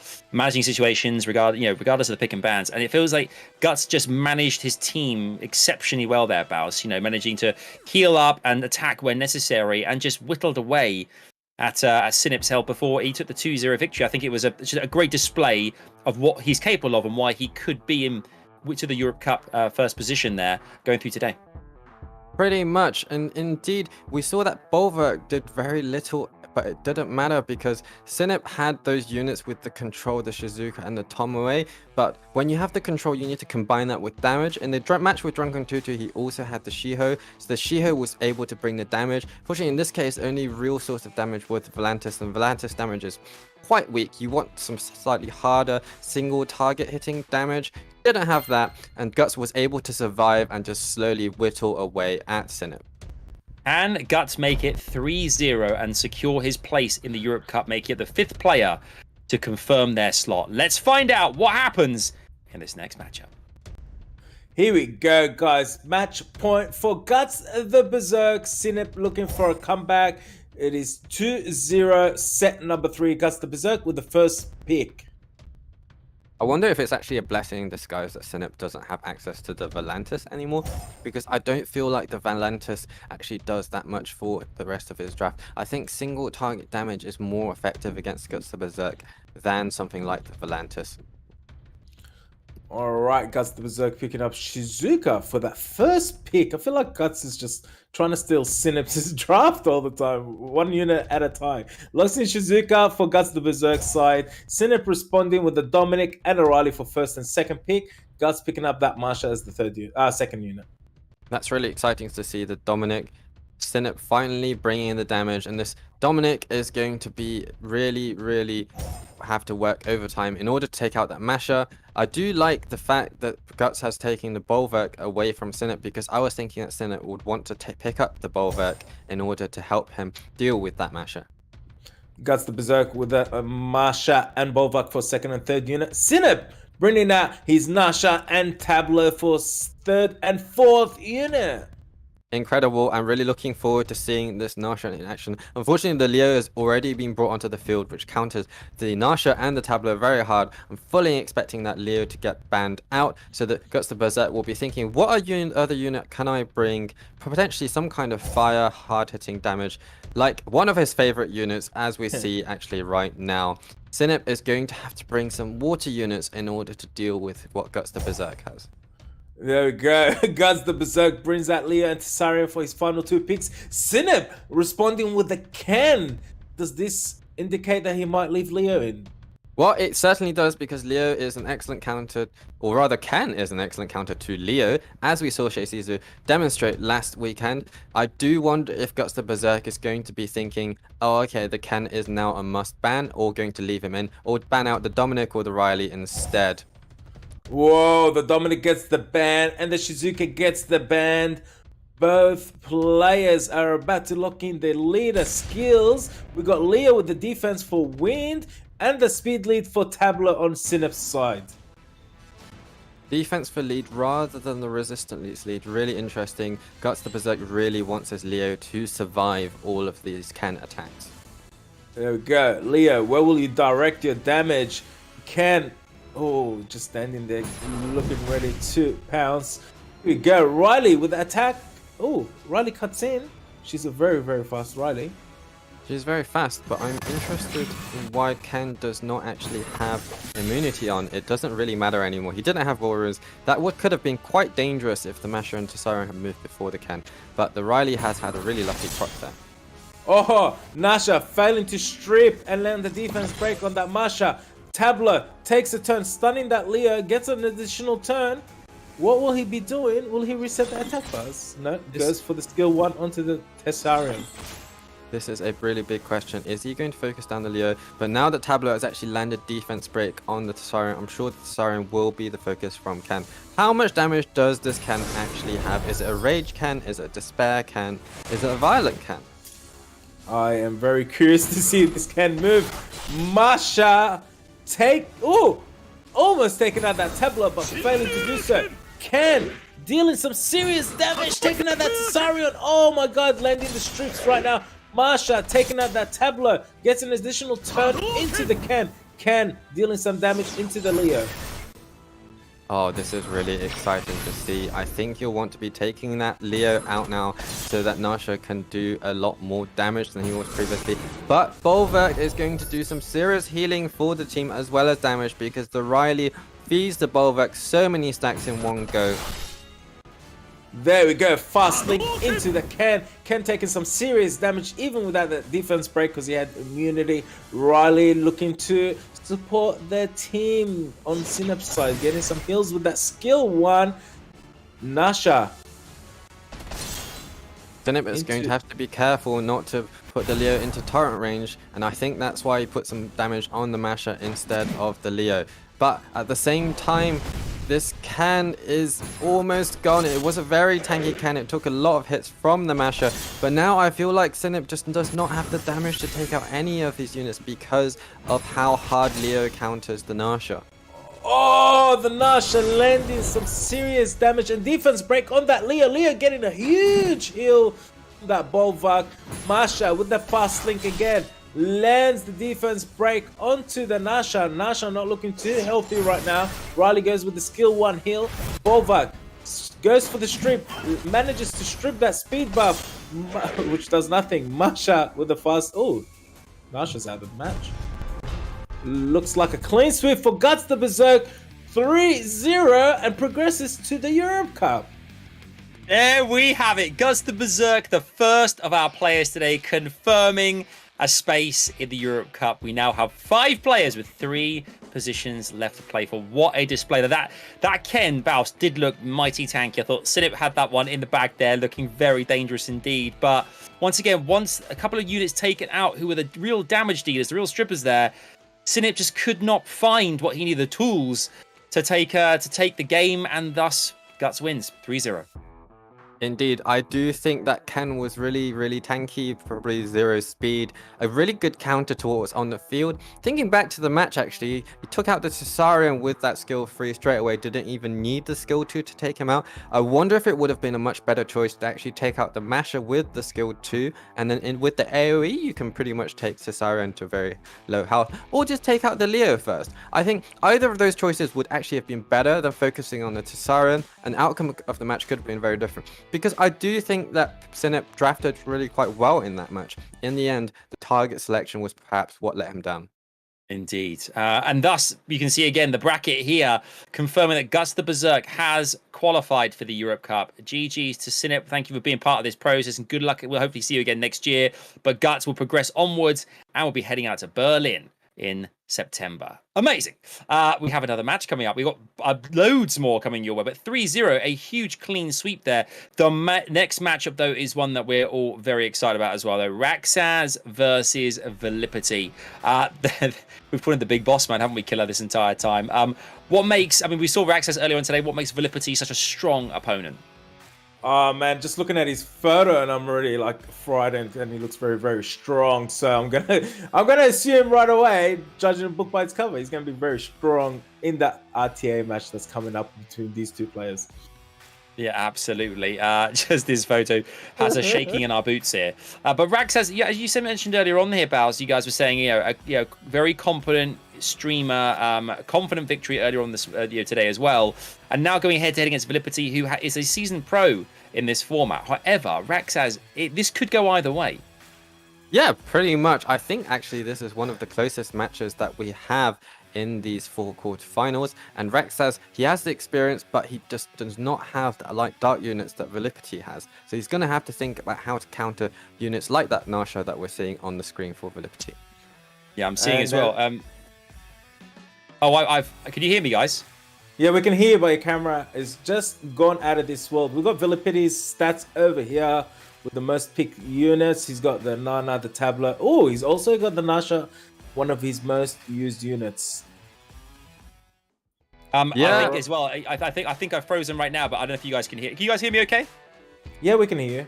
Okay, I hope you can hear me broadcast too. We're going to head into the pick and bans. I'll let you guys wrap it up while I've gone into the future again. I'll fix the camera side of things. But let us know who you think in the chat's going to win. I'll head over to you guys. Take care of the pick and bans. I'll reset the camera back after this first game.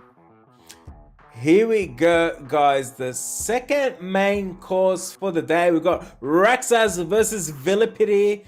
Both very strong players. We've got the pre-bans about to come in.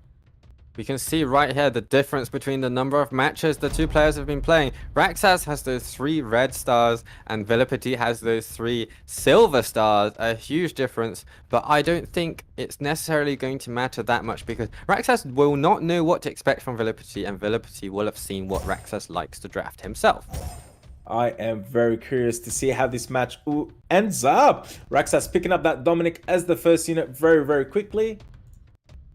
Yep, RAXXAZ actually bringing a lot of damage himself, so actually these 2 players both known for their damage and their aggressive drafts, so it's a very, very interesting lineup. Who has more damage in this case, or is one of the players actually going to bring some sustain units? VIILIPYTTY picking up that Molong and Masha for first and second unit. Yep. More damage from VIILIPYTTY as well. Molong and Masha, 2 incredibly strong units. In fact, I think these 3 units that we've seen being picked so far are probably the 3 hardest hitting units. are available. So they've run out of really high damage units to pick. They're going to have to bring some support units, as RAXXAZ has finally pivoting to. RAXXAZ going with that Praha and the Shizuka for second and third unit. How will VIILIPYTTY respond for his third and fourth unit? Well, a Diana, some kind of wind unit would do quite well. Maybe a Chongpeng if VIILIPYTTY really wants to go hard. VIILIPYTTY picking up that Tabla and Oberon. It's an Oberon, that's right, the Light Fairy King. That is another really hard-hitting unit from VIILIPYTTY. If you let Oberon move, that's going to be quite scary because he ignores defense. He also can ventilate. He has the same second skill as Ganymede to give Molong, for example, an extra reckless. That is a really frightening prospect for RAXXAZ. I think RAXXAZ will be wanting to try and take the first turn to avoid the Oberon doing anything like that. Maybe a Sekhmet would be a good pick. Here we go, RAXXAZ picking up the Vanessa and the Verad as his final pick. Oh, I don't think we've seen Verad in SWC just yet. And VIILIPYTTY, one more unit for his final draft. I really like the Verad draft. I do wonder if it's a high HP Verad to counter the ignore defense from Oberon. The Verad does bring a secondary HP lead, so RAXXAZ always has access to a HP lead if the Vanessa gets banned out, which is potentially a likely ban. And on VIILIPYTTY's side, I think the Oberon would be a good ban, or the Molong, both good bans, or just the Tableau to stop him taking a million turns, because Tableau actually synergizes really well with that Miles that VIILIPYTTY has just picked up. Yes, VIILIPYTTY picking up Miles for the last pick. The bans are in. The speed leads both get the ban. The Tableau and the Vanessa are both banned out from this match. VIILIPYTTY, RAXXAZ, best out of 5. Who will take that first set? We got the Dominic with the HP lead and the Oberon with the attack lead, which is a 44% attack lead. VIILIPYTTY really wants the damage. He chose for the attack lead instead of the HP lead. Quite an interesting choice. Probably not what I would have done, but it's going to bring the damage. Is he going to be able to take out one of these units before they move? Most likely. Miles failing to stun that Dominic. Praha cuts in, goes for the strip, manages to strip that shield and wield and landing dots on 3 of the 4 enemy units. Molong, Dragon's Dance onto RAXXAZ's team. Additional turn from that Molong from VIILIPYTTY's side. This is incredible. We've actually seen a lot of violent rather than vampire Molongs today, and that proc was a huge moment for VIILIPYTTY. And 2 units have been deleted. I think it's all over. Wow, VIILIPYTTY with the reckless assault taking out that Dominic. Oberon going with that one shot taking out Verad. Shizuka bringing Verad to give Verad a turn. Goes for the freeze, lands the freeze. 3 out of 4 unit. Shizuka, all things in nature. Will you use it? There is a small chance for RAXXAZ to make his way back, but I probably would have saved all things in nature and for maybe a turn later in order for maximum efficiency. But at the same time, yes, there is possible. If this Molong goes down, if this Oberon is somewhat squishy, which I think he is because he did so much damage, I will be made to eat my words. And I think that actually this is nowhere near over yet. This Masher is not going to do very much damage. It's all on the Miles, I feel, because Miles can do really consistent damage, especially with so many buffs on the field that Shizuka has brought from her All Things in Nature. There we go, Shizuka bringing that Verad again. Verad skill 2 is available, goes for it, stuns that Miles. Miles is not taking too much turns being stunned most of the time. Marsha with the fast link goes into Shizuka. Shizuka resists the defense break. Praha putting in some serious damage into that Light Fairy King. Fairy King hanging to life. He's out of this match. Yeah, this is looking awfully close, but RAXXAZ is now taking the advantage. Thinking back to what happened earlier when VIILIPYTTY took out 2 units straight away, I do wonder if the Dominic was the right choice. If he'd taken out instead the Shizuka and the Verad, then the Verad's absolute 0 would not have been available. I do think Verad has had a huge impact on this map despite not being alive anymore, because Shizuka has been able to use Verad's skills anyway. So instead, if he'd chosen to just take out those 2 units, I don't think the Dominic and Praha would necessarily have had quite the same solo potential as the Shizuka has been able and Praha combo has been able to bring for RAXXAZ. Honestly, boss, what a match has this been? It looks like Praha and Shizuka soloing 4 units on their own. The Praha with the support and the heals, and the Shizuka with the buffs. So here we go.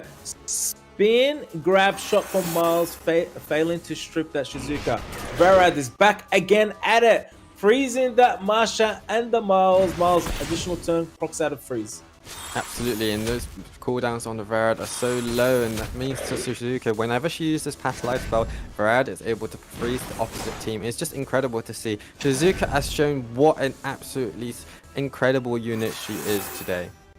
There we go. Dominic comes out to play and takes out that Miles. What a comeback from RAXXAZ, taking that first point from VIILIPYTTY. This is a best out of 5. RAXXAZ 1-0.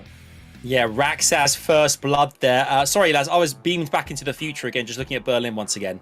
Amazing. You're going to have such a blast. I'm back, but thanks for bearing with, guys. Do you know what? That was a great matchup there. VIILIPYTTY, though, we thought the boss man would take the first game, but RAXXAZ comes out guns blazing, Baus. Yeah, I got so excited by those two units getting taken out. I thought it would be possible for RAXXAZ to make a comeback, but it would be challenging. But the fact that Shizuka was able to abuse VIILIPYTTY's skills over and over again, she has the skill 2 Past Life spell that's able to keep the cool times quite low, so whenever she did it, VIILIPYTTY was able to freeze the enemy team, and VIILIPYTTY just didn't really get many turns. Praha keeping the speed buff, just the team taking so many turns, despite the fact VIILIPYTTY had 4 units on the field. Really, really incredible stuff, and I'm excited to see some more really tense matches and really close matches from these two players. Yeah, me too, me too. We're going to dive straight into the pick and bans of Game 2. Can VIILIPYTTY get back into this one? We'll have to wait and see. Let's head into the game, which is going to define it all, I think. Game 2, this best of 5. Summoners. Oh my god, we're going to have another match like the last one. Here we go. Set number 2 is underway. RAXXAZ versus VIILIPYTTY. Pre-bans are about to come in. Yeah, that's right, Killer. The VIILIPYTTY, I wonder if VIILIPYTTY is going to be so scared of the VIILIPYTTY that he pre-bans it. Probably not, because RAXXAZ is known for a usual draft with aggressive units, and VIILIPYTTY was a counter pick, but RAXXAZ does not want to deal with that Oberon again, because the Oberon does a lot for VIILIPYTTY. The Oberon gets the pre-ban, the Moore gets the pre-ban, VIILIPYTTY gets the first pick. What will he draft? I mean, it probably won't be a Nasha this early on, but there is Dominic or Masha available. Here we go. VIILIPYTTY with Dominic, and then RAXXAZ responds with the Oliver and the Molong. That's really interesting to see a Molong this early on rather than a Masha. I mean, Molong does well against any pick, but usually you'd see Masha getting picked a little bit earlier than a Molong. It means VIILIPYTTY has the opportunity to pick up a Masha himself if he so chooses, but there is already a water unit on the field. VIILIPYTTY picks up that Colonel for his second unit and the Wusa. RAXXAZ, how will he respond to that draft of the Colonel and the Wusa that VIILIPYTTY has just picked up? That is a very interesting draft indeed. We've not seen a unit like the Colonel for ages and ages. Colonel has kind of fallen heavily out of meta these days and is countered really hard by something like the Praha that I was thinking would be a good pick for RAXXAZ. I think the Shizuka might see some use in this match as well. Here we go. RAXXAZ picking up that Praha just as predicted, boss. And the Changpang. RAXXAZ picks up Praha and Changpang. VIILIPYTTY responding with an Asha and one more unit. I wonder if VIILIPYTTY is going to bring a speed lead, because if RAXXAZ gets the chance to move, he's probably going to control VIILIPYTTY incredibly well here. Maybe a Vanessa or a Tableau, because then he can combine it with the damage from the Nasha or a Nana. VIILIPYTTY picking up another fire unit as his last unit, picks up that Rika, locks in that Rika.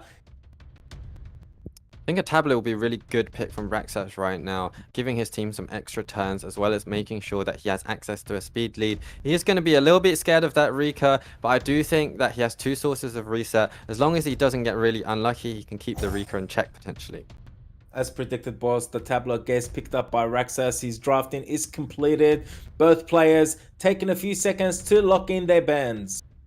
I wonder if he feels the Colonel or the Rika more. Both are good bans, but this Nasha is going to probably cut in between RAXXAZ's team and take a turn. Let's hope that she doesn't proc too much and do too much damage for VIILIPYTTY if you are RAXXAZ. Here we are, guys. Set number 2, RAXXAZ versus VIILIPYTTY. Merlong gets that first turn on RAXXAZ's side, goes for this Dragon's Dance, manages to strip the Nasha and the Wusa, but fails to stun any of them. Changpang goes for the strip lens, the defense break on the Wusa. Oh, Oliver, Mega Impulse Gun onto the Wusa, pushing back attack bar. This is incredibly unfortunate for RAXXAZ. He's failed the strip on the Rika twice now. Melong didn't strip, Changpeng didn't strip, so he's gonna just have to take out the Rika just like that. And now Changpeng is gonna use Serious Matter, and the game is looking very heavily in favor of RAXXAZ. Yes, that Serious Matter pushing back those attack bars once again after Tableau not doing it not long ago. There we go. Nasha dealing some damage. Merlong, skill 1. Will he go for the defense break on the Nasha? He does. Misses the defense break. Changpeng, skill 1, push back on the Dominic. Fails to push back. Wusa with the sleep. Fails to sleep. Mega Impulse out. Impulse Gun coming from Oliver into that Dominic. Oh, huge stun. Huge triple stun. Wow, incredible scenes here today. RAXXAZ has really taken advantage of the fact that VIILIPYTTY let him use the first turn. I'm honestly surprised that VIILIPYTTY's pivoted to the Wusa and the Carnal. It's a very strange move for a player we know to be so aggressive against, you know, he was facing another player that is going to be aggressive. But to be honest, if I were VIILIPYTTY, I would fight fire with fire. He's chosen to fight fire with, I mean, I don't know, not fire, fire with wood. And it's not worked out so well for him. That's quote of the EU prelims. He's chosen to fight fire with not fire. Brilliant. I love that, Bal. Still the best. That was interesting. I mean, guys, as well, you know, we've seen VIILIPYTTY there. We're expecting big things. It didn't happen there. And 2-0 to RAXXAZ. One more game, and he's clean sweeped VIILIPYTTY of all players here, Killer. I wasn't expecting like a 2-0 head start over VIILIPYTTY. I was maybe like expecting trading blows, you know, one here, one there, but RAXXAZ was just overwhelming with his draft, you know, pushing back the attack bar with Serious Matter with Changpeng, the Tableau, resetting the attack bars, just giving those extra turns onto RAXXAZ's team and just put VIILIPYTTY in an awkward spot, and RAXXAZ took full advantage of it.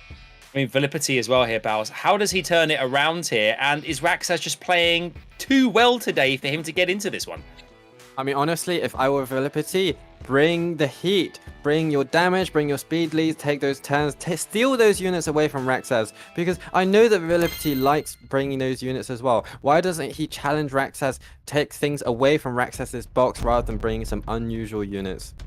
Alrighty, well, let's figure. I was going to say, I was jumping in there, Killer. Apologies, just to say, this could be the one, fellas. RAXXAZ could do this 3-0 on VIILIPYTTY. We're going to find out. Let's head in and see what happens next. It is the one for RAXXAZ, or a comeback for VIILIPYTTY, because it is a best out of 5. Pre-bans are in. We got the Nasha and the Oliver pre-ban. RAXXAZ picking up that Oliver first pick. I mean, Dominic, sorry. That's right, RAXXAZ has already taken a heavy damage dealer away from VIILIPYTTY, and VIILIPYTTY doesn't look like he's listening to what I said, because he's already bringing units that don't do so much damage like the Shizuka. For some reason, he's decided to bring 2 water units into a wind unit. Highly unusual. Maybe he is just too rusty. He's out of practice. He's not been playing very much. Here we go, VIILIPYTTY with the Shizuka and the Merlong first and second pick. RAXXAZ responding with the Tableau and the Praha very, very quickly. I'm really liking RAXXAZ's pick right now. I would have preferred potentially a Changpeng rather than the Tableau. Tableau is a rather early point for him to pick Tableau because VIILIPYTTY can just take out the Leo right now or some other unit that counters the Tableau. But it'll be really interesting to see if VIILIPYTTY does actually transition to some aggression. He's kind of locking in and showing he doesn't want aggression right now. Double Dragon on VIILIPYTTY's side. We got the Verat and the Jemaya locked in on VIILIPYTTY's side. I'm excited to see how this combo will work. Wow, I don't know what I'm seeing, but if VIILIPYTTY manages a first turn, it might work quite well for him. But I feel like RAXXAZ is perfect for him to pick up that Changpeng I mentioned earlier. Perhaps bring out another speed lead, maybe a Tomoe, maybe some math in order to, or yes, the Moor is an excellent choice as well. Make sure you take that first turn against VIILIPYTTY, potentially ban out that Jemaya and just keep VIILIPYTTY in control. Really smooth draft from RAXXAZ so far. RAXXAZ picking up that Moor and Changpeng for his final 2 units, and they are locked in. VIILIPYTTY has one more slot. What will it be? Brings out that light unit. Asima as locked in as his final unit. Bans are about to come out.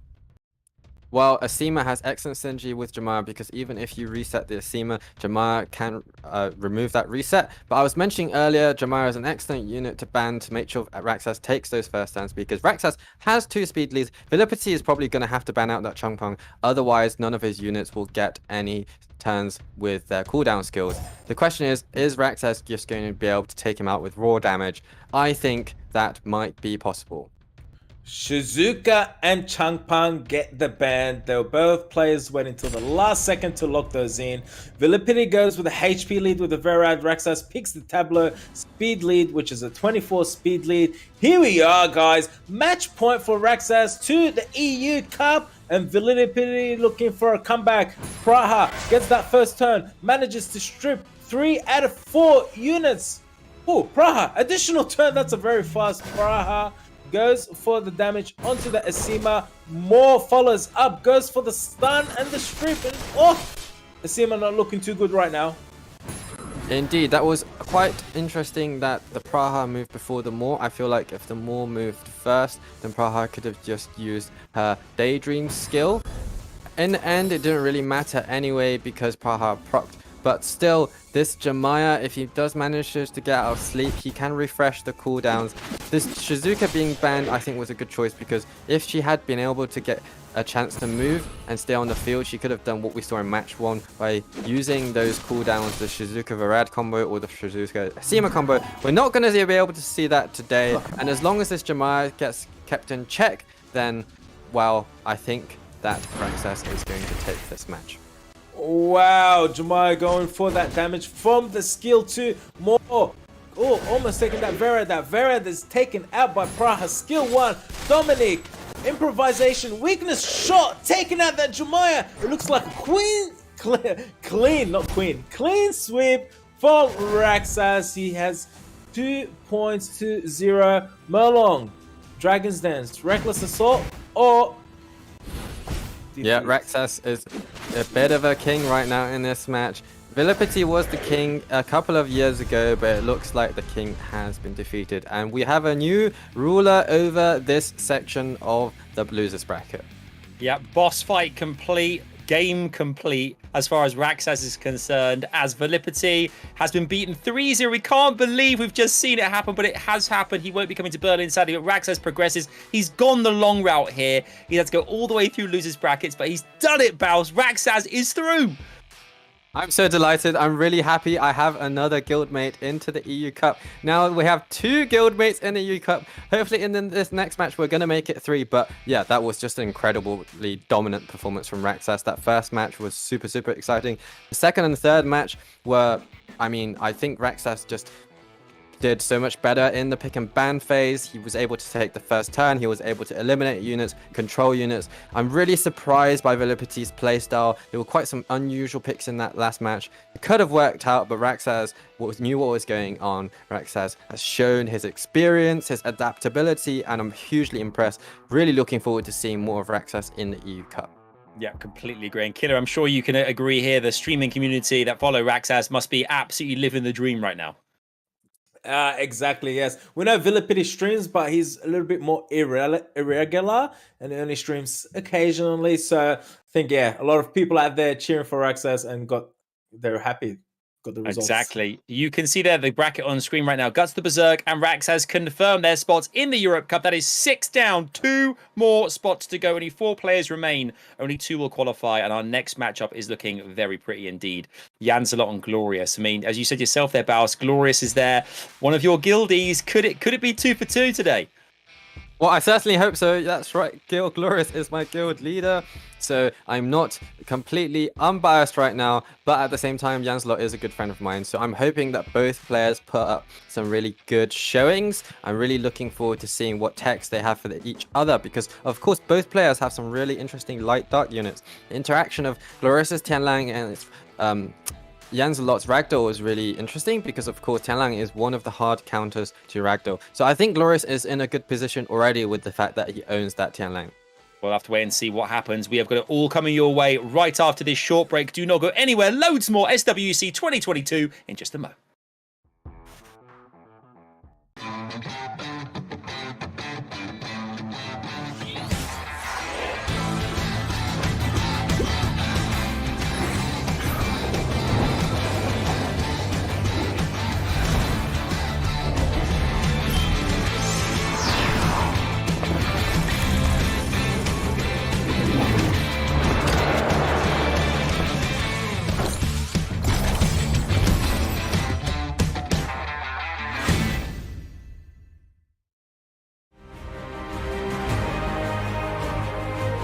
Summoners War World Arena Championship format. Tournament favorite is our first ever Summoners War World Arena Champion.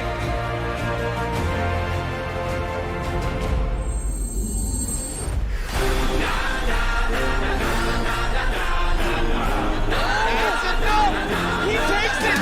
BD is our champion! It's John is going to be this year's SWC champion. legendary like my birthplace. It's my time like my birthday. No one controls my destiny. I'm standing up for the world to see. And I came to leave a legacy.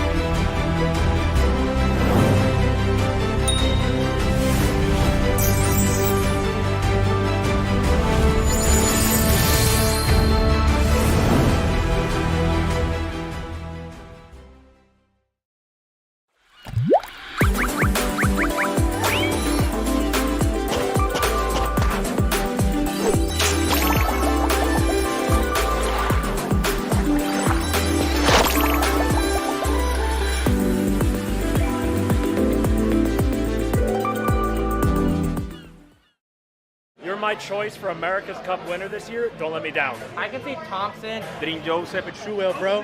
We'll see Thompson. I think Truel's going to bring home America's Cup this time around. Big V. SWC should be amazing this year. Speed lead on the side of Big V is Big V. I see the giant net coming out. You have 3 monsters around you, but they're all a Thompson is going to be taking Jay back in. We're hoping for, but to take it in games Win one right here, first Jiwoo. It's a big victory for Big V. although I didn't like it, is getting a lot of turns here. It's giving a lot of protection to teams.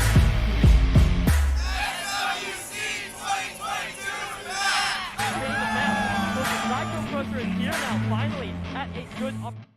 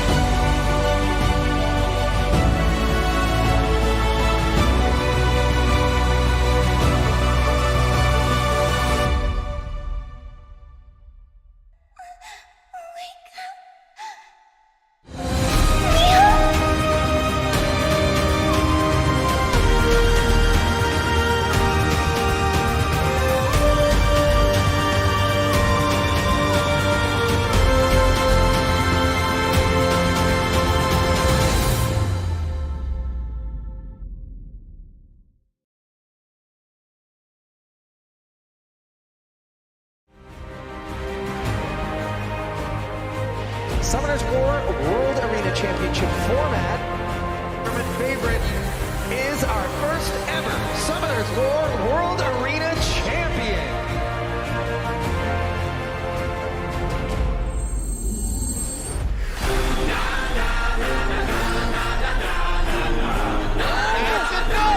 He takes it! BD is our champion! It's John is going to be this year's SWC champion. legendary like my birthplace. It's my time like my birthday. No one controls my destiny. I'm standing up for the world to see. And I came to leave a legacy.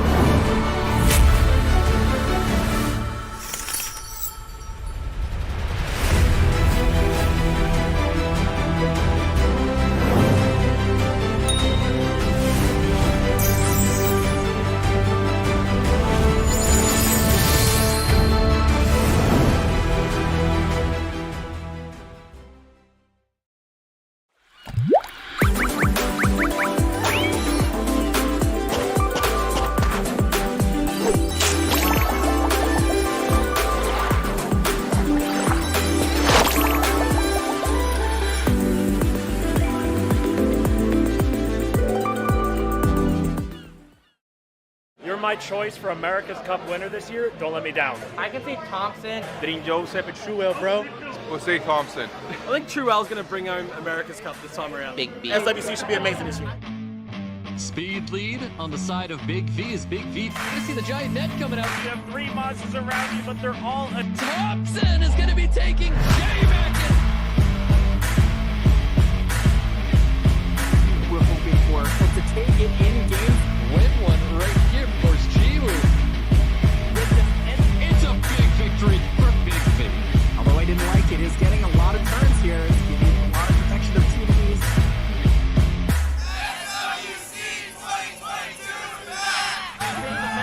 So the Cyclone Cluster is here now, finally, at a good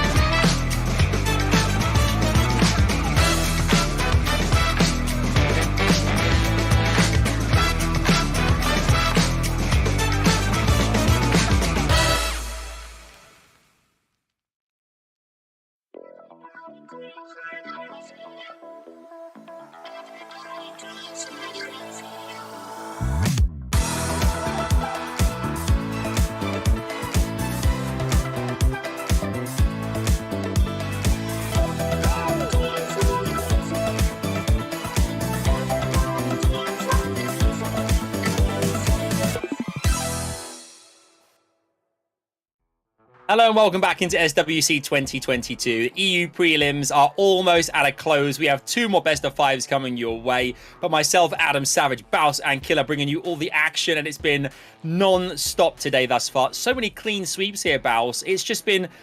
I mean, a lot of these matchups have been close to a degree. But we're just seeing these all-out victories from players. 2 players already confirmed for the Europe Cup now. Precisely. I mean, I honestly was expecting a couple of closer matches. We've not seen those. And given the trend of what we've seen so far today, I'm thinking we might have some clean sweeps in the last 2 matches again. But yeah, time will tell. Everyone left. It was a really strong competitor. But everyone we've had has been a really strong competitor. So who knows?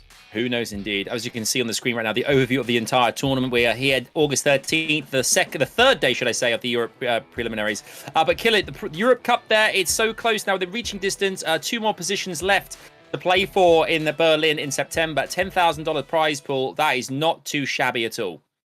Exactly, $10,000 spending money while we're at Berlin. Oh, drinks for everyone. Yeah, Oh, packs, guild packs. Guild packs. Do you know what I think? I mean, looking at the screen now as well, you can see the last 2 matchups. JANZELOT versus Glorious, we'll talk about in a second there, but CHENE ISMOO later on is going to be a beauty. What a worldie of a final game to round things out here with 2 veterans of the game.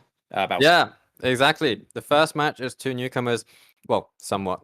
But CHENE and ISMOO are probably 2 of the most experienced players that we have had over these 2 weekends. And it would be really interesting if ISMOO manages to take that on top, or if the really, really true veteran CHENE from 2017 will do. ISMOO probably slightly more favored, given he's the one that made it to the World Finals last year.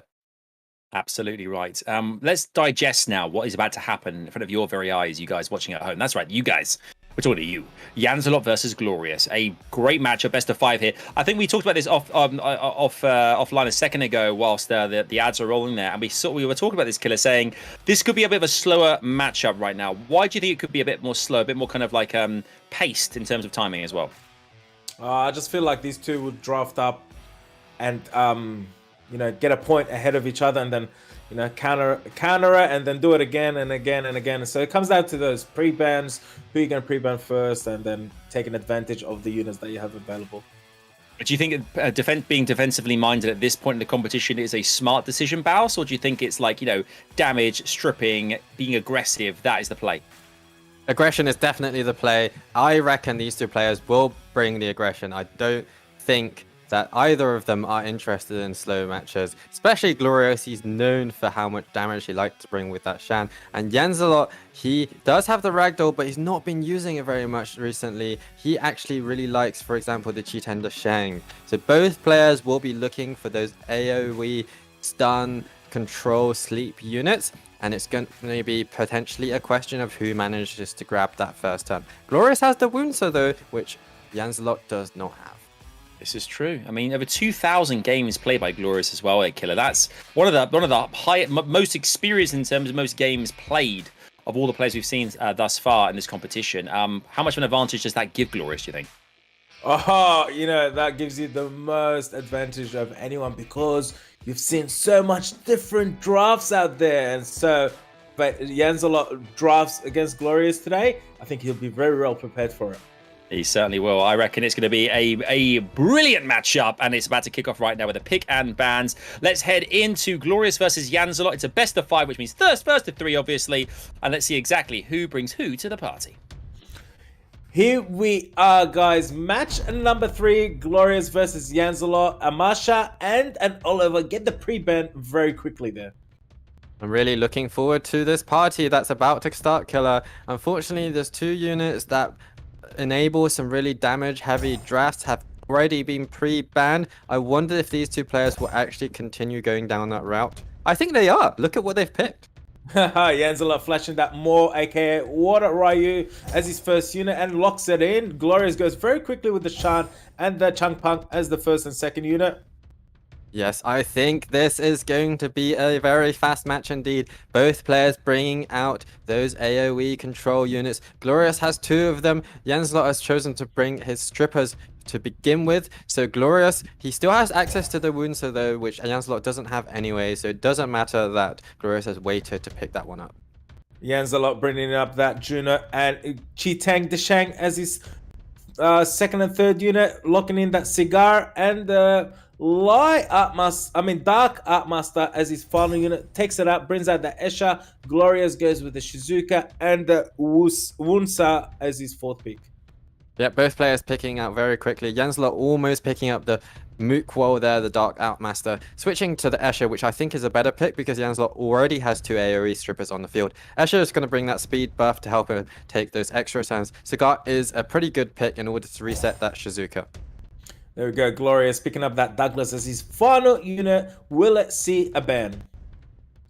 I feel like the Douglas might see a ban because I think only the Maul really counters the Douglas, but I don't know if Glorious is actually going to ban out the Maul or not. There's a little bit of mind games involved right now. Glorious though, he is probably going to take that first turn unless he bans out the Escher. There we go, the Douglas and the Maul get the bans. The leader skills will be locked in. Shizuka for Glorious's side and Chi-Tang Deshang with 41% resistant leader skill locked in. Here we go, guys. Main course number 3, Glorious versus JANZELOT. Who takes that first turn? That Wunsa takes the first turn, goes for the strip and gets the strip. Escher cuts in with that attack bar boost. Oh my god, Changpang, serious matter. Cuts in as well. Here we go. Shan with the stun. Lands it on 3 out of 4 units. Wow, what an exciting match so far, Killer. Both players having very, very fast units in the Wounser and Escher. Wounser having slightly superior base speed and therefore taking the first turn. And now we're about to see just how much damage this Shan has. The answer? A lot. We saw that Squall deleting a unit. Gonski's out of this match very quickly from the beginning of the match. Here we go. Shizuka, all things in nature, landing all those debuffs on JANZELOT's side. Shizuka gets another turn, lands the damage onto that Juno. It's a skill 1 onto that Juno. He's working on reducing that Juno's HP, but will she take a turn and heal? Additional turn for the Changpang. You know what? The fact that Escher has the skill 1 heal block is really working in Glorious's favor because all things in nature is able to put that heal block on Escher. He's chosen to go for the Chi-Tang Deshang first, of course, because Chi-Tang Deshang has not used his skill 3 yet. But Juno is going to get to heal up the Chi-Tang Deshang. There we go, Juno turning all those buffs into debuffs, landing all those doors. Chi-Tang Deshang do what Chi-Tang Deshang does. AoE sleep. Oh, here we go, Juno with the skill 1 onto that Wunsa. Escher getting that heal. Chi-Tang Deshang, skill 1 onto Wunsa, failing to stun it. Serious matter. I mean, Changpang rocking out and going, for serious matter. Wow. Glorious has very little damage left on the field. Cheetah Sheng bringing that slow and attack bar reduction along with Escher's speed buff means that JANZELOT is taking so many turns already this match. This Cheetah Sheng is doing a huge amount of work for JANZELOT. And it looks like the Juno, I was going to say that actually the Juno is still on the field anyway, and the Glorious's units that he has, we're going to struggle to take down that Juno, even if he'd managed to take out the Cheetah and the Shang. That's not going to matter anyway, and JANZELOT is going to wrap up this win. JANZELOT takes that first set out of a best out of 5 match. JANZELOT 1-0 over Glorious. Yeah, absolutely right. JANZELOT is in the lead right now, but still, they're up to 4 games left to play here. It's a best of 5, of course. You guys talk about AoE a lot as well, that area of effect. I mean, how integral are those attacks into anyone's repertoire here, Baus? Why are they so important? Yeah, of course. So AoE means you're actually hitting multiple units with one skill. And even though the meta at the moment has a lot of units that are really strong and single target damage, there are a lot of AoE units that are highly effective. And both players have light units, the Cheetah and the Shang and the Shan, that both do AoE skills that are highly effective. In the end, today it was the Cheetah and the Shang that caused the problem for Glorious. I do wonder actually if he'll want to perhaps potentially bring up a Sekhmet, which could reset the Cheetah and the Shang, or if he's just going to pre-ban that one, because AoE requires a bit more setup. That's why, you know, it's not so meta. You need to bring those strippers in order to use those skills, but both players actually have really nice strippers as well, like that Wunsa. Absolutely, the Wunsa proving it's dangerous, very dangerous. Next up, we have the second game in this best of 5, and we're going to find out whether or not JANZELOT can continue his dominance here going through. Could it be a 3-0 at the other 2 matches? We'll have to wait and see here. But we'll find out if Glorious can come back over to Pick and Bans and Baus and Killer. Here we go, guys. Match 3, set number 2. Pre-bans are in. The Oliver gets the ban again. Cheetah the Shang gets the pre-ban. No Cheetah the Shang this time, but Glorious is going to have access to the Shan again. Just thinking back to that last match, I wonder if it was decided in the ban phase when JANZELOT banned out that Douglas and Glorious banned out the Maw. He didn't have to ban out the Maw because JANZELOT was banning the Douglas anyway. He could have banned out the Cheetah and the Shang. Things could be very different. Glorious picking up first pick. Masha locked in. JANZELOT goes with the Maw, aka Water Riot, and the Carnal. Oh, that is a Carnal unit we don't see very often. The most recent player that picked out the Carnal was VIILIPYTTY. It did not work out well for him at all. At the same time, JANZELOT does actually pair that with the speed lead in the Maw. So that is really interesting. I wonder if that means that JANZELOT was thinking about picking up a Ragdoll because Carnal Ragdoll is a common combo, or if it's just not a unit that he wants to bring out because Glorious has the Tenlang at his disposal. Glorious picking up that Shan and the Shizuka. JANZELOT picking up the Cigar and the Escher for his 3rd and 4th unit. I'm really liking JANZELOT's draft so far. He's bringing that Escher to help him make sure he takes the first turn. Even if Glorious picks up that Wunsa as he does, he has the Water Ryu, the Maw that can cut in between potentially. Of course, the Cigar, an excellent underrated unit that I believe JANZELOT has really nice runes on to reset that Shan before Shan moves. Is this a first time we've seen a Sierra in SWC EU prelims? Glorious picking up that Wunsa and the Sierra as his final pick. JANZELOT responding with the Juno.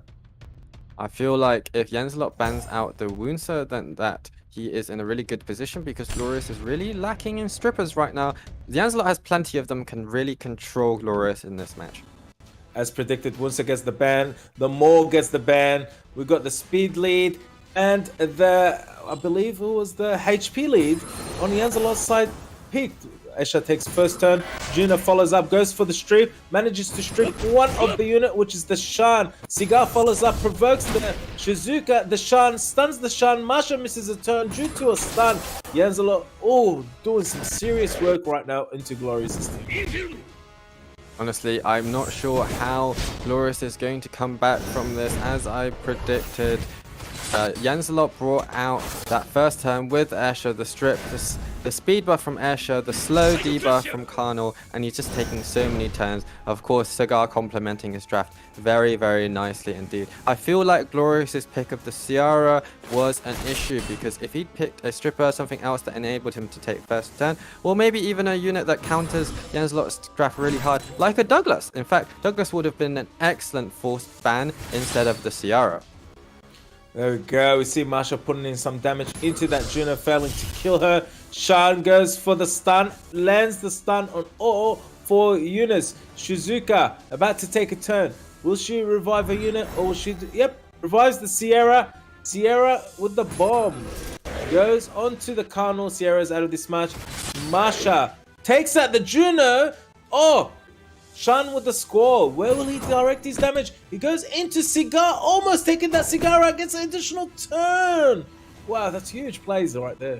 Well, that was a huge comeback from Glorious. Oh my goodness. You know what? Never say never when Masha and Shan are still on the field, because they are so impactful. Masha brings, well, both of these units bring so much damage and the ability to come back, as you have seen. JANZELOT had the control, he had the turn, but he had nowhere near the amount of damage as that Glorious is able to bring. He wasn't able to take out Glorious's units in the time that he had available, and unfortunately for JANZELOT, Glorious has made a huge comeback from a tough position. Well done to Glorious. Yeah, superb work there. We didn't think it was going to happen, but Glorious. I think the key factor there, Killer, had to be sending all of JANZELOT's units to sleep. All the monsters couldn't take a turn ultimately, and Glorious capitalized on that. Yeah, that's Shan doing the AoE stun and then getting an additional turn later and putting that Cigar down to basically 1 HP, which was going to kill him to the dot, was the game changer. I'm not sure what I even witnessed there, because JANZELOT looked in a very favorable position, and then in blink of an eye, it was the other way around. Well done with the comeback. It is 1-1 between the 2 players. Yeah, I think, as well, Glorious there, obviously a guildie of yours, Baus. But I think, interestingly, the fact that, as Killer said, we thought it was going to go in one direction. And here at EU Prelims, at this point, anything is possible, because all these players are so talented. And, looking forward to this next matchup now, it's 1-1. It could go all the way to 3-2 at this point. Well, that's it, Adam. This meta is all about these units like Masha that can take a game back from a really tough-looking position. That's what makes this meta so exciting. You can get these huge comebacks going one way and the other because there's so many units that do so much damage. Absolutely huge. It's pick and ban time. It's the third game, or third set in this best of 5. And one of these players will be in the lead in a good position after this one. Ladies and gentlemen, this is not even close to being over, because it is a best out of 5s. The pre-bans are in. It is 1-1. Glorious versus JANZELOT. Shizuka and the Juno get the pre-ban. This is looking like a very juicy encounter indeed. Already confirmed as not a clean sweep anymore. It's definitely going to go back and forth. I'm looking forward to some more Shan gameplay from Glorious, because JANZELOT refuses to pre-ban the Shan. JANZELOT gets the Oliver first pick, locks it in. Glorious picking up that Masha very, very quickly, but yet to decide on his second unit. Well, he just pick up the Shan. He doesn't have access to the Shizuka anymore, unfortunately, because JANZELOT's pre-banned it. But yes, indeed, I don't know why JANZELOT doesn't just pre-ban those light dark units, which Glorious relies so heavily on the Shan and the Woundstone. JANZELOT picking up a speed lead for Arena more, and that Chi-Tank Disheng as his third unit. Glorious picking up that Wunsa that we've seen in every single match. And what will his fourth unit be? Interestingly, Glorious has pre-banned the Juno from JANZELOT, because JANZELOT likes to use the Juno, but it means that he can't actually pick up that Juno as a Chi-Tank Disheng counter. Instead, he goes for his usual stuff. I don't think Glorious likes Sekhmet very much, because Sekhmet would be a good pick against JANZELOT right now. But we have seen her not really deliver too many times so far today, so that might be why. Here we go, Glorious picking up that Changpang for his fourth unit. JANZELOT with the Carnal and the Moonhawk, was it? It is the Mukwo. Yep, the Mukwo, the Dark Art Master. We're finally going to get to see him in action. He is an AoE stripper that also brings that interesting debuff. No, we're not going to get to see him. There we go. Both Outmasters get the band, the Hey Gang, and the Moonwalk. The Moonwalk. Moonwalk. Janzelot with the speed lead. Glorious with the Wunsa lead. Here we go. We're looking to get the advantage point. Who will it be out of these two players? Will it? Ooh, Wunsa first turn again with no speed lead. Of course, Wunsa's base speed is just incredible, but Moore does cut and can make some impact. There we go. Marshall with the fast link. Where will the damage be directed? Will it be the Chitang Deshang or will it be the Kano or Oliver? He goes into the Kano, fails to land the defense break. That could be crucial. Wunsa follows up after that. Marshall on Glorious's side. It is quite unfortunate for Glorious that the Shan got stunned and the Masha missed the defense break. Janzelot is probably looking quite threatening because the Chitang Deshan has his skills, the Kano still has his skills as well, and the Oliver also has things. Here we go. Oliver with the impulse gun into that Masha. Rai with the skill 1 going into Masha, dealing some damage to her. Masha, skill 1 goes into the Kano, lands the slow on the Kano. Chitang Deshang doing Chitang Deshang things. Oh, actually no, he only stunned the Shan. Mega impulse gun onto Wunsa, pushing back the attack bar. Impulse gun into Changpang, failing to push back the attack bar. Kano with the slows. Well, you know what, Killer? The huge difference between this match and the previous one is that Janzelot has been able to control the Shan, because Shan was super impactful in the previous match, and this time round he's not been able to have a chance to use his skill free to stun the enemy and give his team the attack buff, which of course synergizes really nicely with Masha. But if he gets a violent proc, things could still be very different. There we go, more with that rolling spike, dismounting Masha, and then later on hitting some damage into that Shan. Wunsa with skill 1, failing to sleep that Chitang Deshang. Oh, Masha with the skill 1. We know that skill 1 can do a lot of damage. Goes into Chitang Deshang. Oh, fails to take him out. Shan is out of this match. More with the skill 1 attack break lands on the Masha. I feel like Glorious has not had too much luck in this match. There were times in which if Glorious got an additional turn, if he got proc, then things could change a lot. But I don't think this dismounted Masha is going to turn the tide. Whoa, Chitang Deshang putting everyone to sleep. More with that rolling spike, dealing some serious damage. Not looking too favorable for Glorious right now. Chitang Deshang. Oh, I thought he took out the Wunsa. Kano taking out that Wunsa. Janzelot 2-1. Still not over between these two players yet, because it is a best out of 5. Yes, right. You know, advantage Janzelot here going into the very, potentially last match if Janzelot can pull this one off here. But Glorious, I just feel that Glorious Bow still has fight back in here, and this, I feel this could go the distance. When calling it, I think it could happen. It could definitely happen. That match was a very close match indeed, decided by the finest of margins. Shan getting stunned a couple of times by the Moor, especially at the start, made a huge difference. If the Moor hadn't stunned the Shan, I think Glorious would have actually taken the match. So it is the finest of margins. These two players are very similar drafts, very all or nothing aggressive drafts that can be decided really early on. So it'll be interesting to see if we see a similar thing, but perhaps in the other direction, or if Janzelot is going to take this final, this fourth set. Well, I mean, do you think nerves? I mean, obviously these two players are desperate to get into the Euro Cup. Do you think there's any form at this point, Killer, of any nervous energy around them in terms of when it comes to the pick and bans? Could they slip up, or do you think do you think most likely they're so focused? Chances are they'll go for broke and just lock down what they need to do without kind of second guessing their picks and their bans.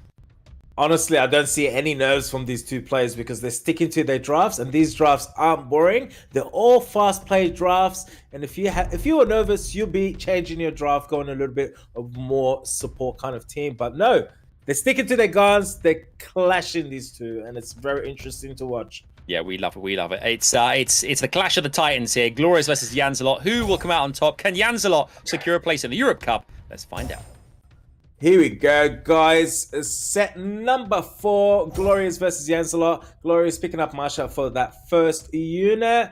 Janzelot with the Oliver and the Moor locked in for first and second unit. Indeed, and also the pre-bans. Actually, this time around, the Shan and the Chitang Deshang got pre-banned. The light-dark, or rather the light units, finally actually being taken out of the match. We're going to see a very, very different match this time around. Indeed, a slightly different drive. Glorious picking up the Changpang and Tiang Lang for second and third unit. Janzelot going with the Juno and the Carnal for third and fourth unit. Glorious flashing that Molly for the fourth unit, possibly. Well, something a little bit different coming round this time round. A Molly. I'm sure you'll be disappointed to see this killer, but I do think the Molly is a really good pick because Janzelot is quite low on damage. He has the AoE control, but he is going to struggle to get through that Molly if he doesn't ban that out. There we go, Glorious with the Molly and the Annabelle for the fourth and fifth pick. Janzelot bringing out that cigar for his final unit. The bans? I feel like a Cigar or Oliver would be a good ban for Glorious. For Janzelot, anything could be a good ban. I personally probably would have banned out the Molly or the Annabelle rather than the Smasher. The Marsha and the Cigar get the ban. Glorious goes with the attack leader skill with the Chung Pung this time around. Here we go, guys. Match point for Janzelot. Comeback for Glorious. Moore taking that first turn skill one into Annabelle attack break. Juno follows up, failing to strip that Changpang. Carnal follows up.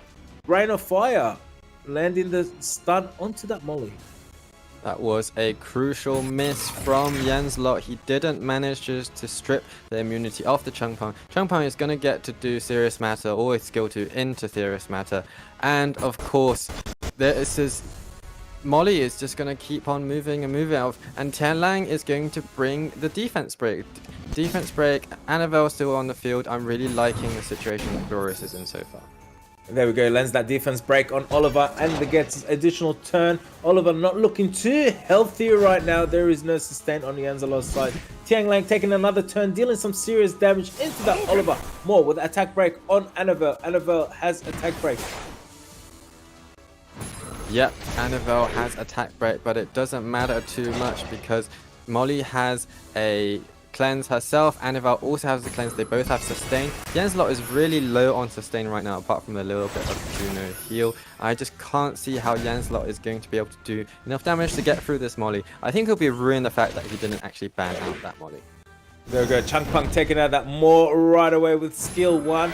Juno goes for the AoE, manages to stun the Annabelle, but does not matter because Annabelle procs out of stun, which was the only unit that was stunned. Tiang Lang, here we go. Some damage into Carnal. Carnal with a little low HP right now.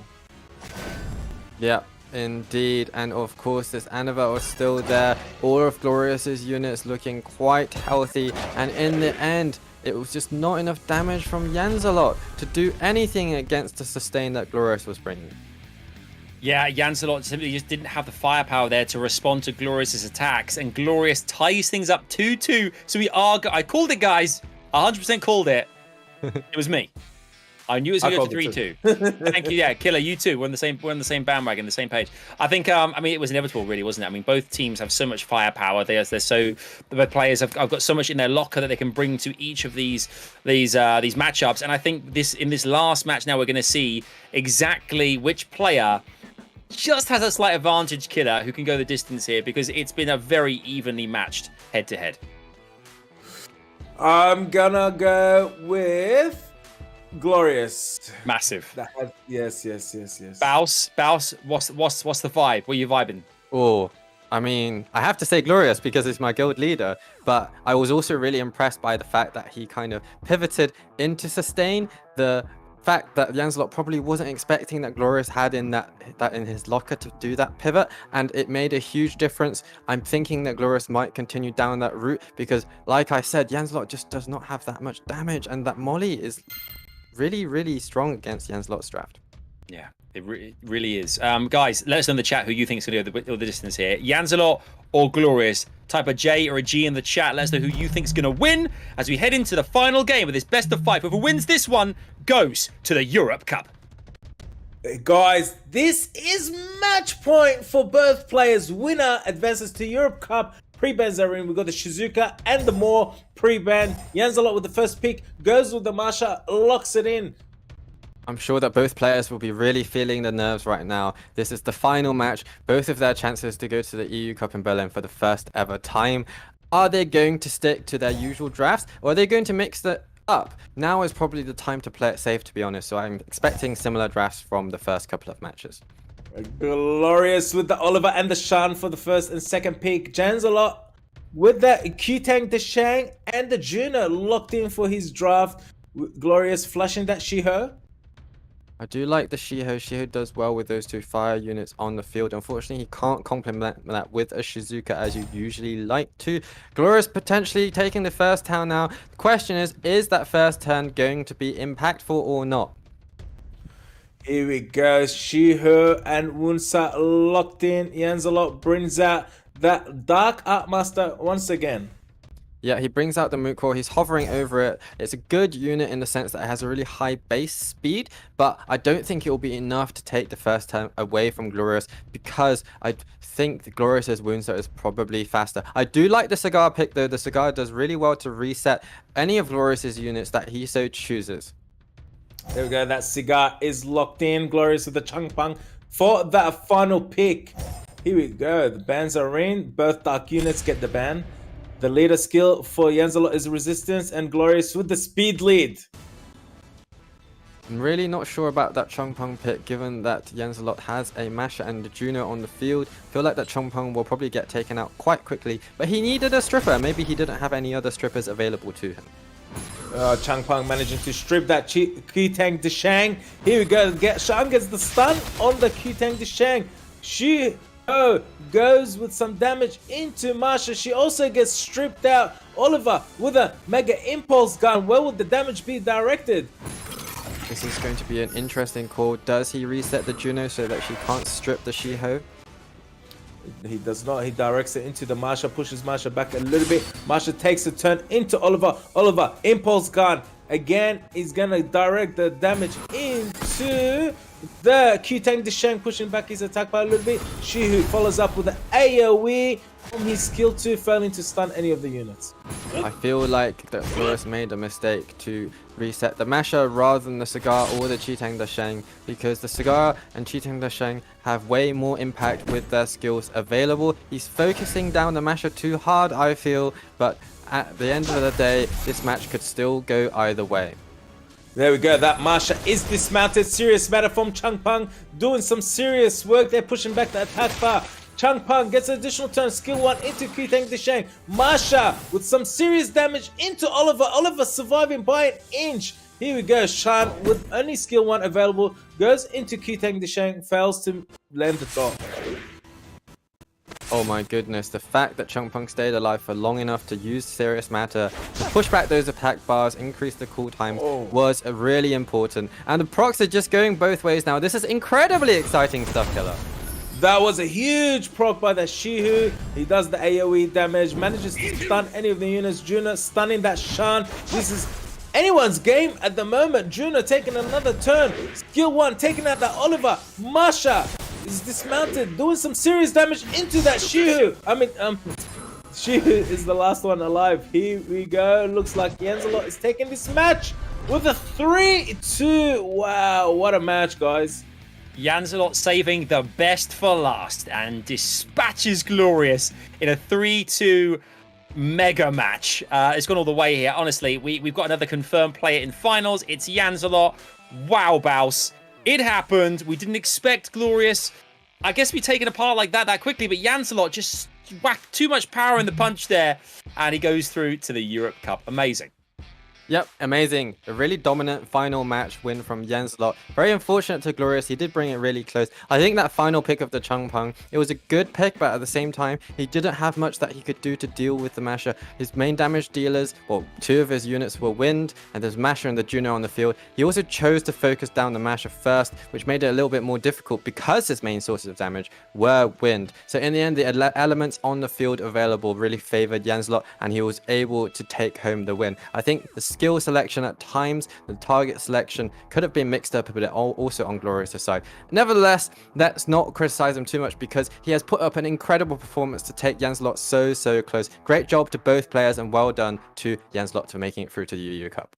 Absolutely. Totally agree with everything you just said. GG's Glorious. Well done for putting on a great performance this last couple of weekends, and we'll definitely see you back here in EU prelims, no doubt, I'm sure. But JANZELOT, as you can see on screen, folks, has gone all the way through to the next round. The Europe Cup now has GUTSTHEBERSERK, RAXXAZ, JANZELOT joining the 4 that qualify from last weekend, and there is one match to play. One best of 5 left, in which either CHENE or ISMOO will be joining the 3 mentioned a second ago. In finals in Berlin in September. What a match to finish the day. Killer, CHENE versus ISMOO. This is going to be an absolute battle. Yes, it's going to be a clash of the titans. What a nice way to finish the day off. We got CHENE and ISMOO, 2 veterans and no strangers to SWC.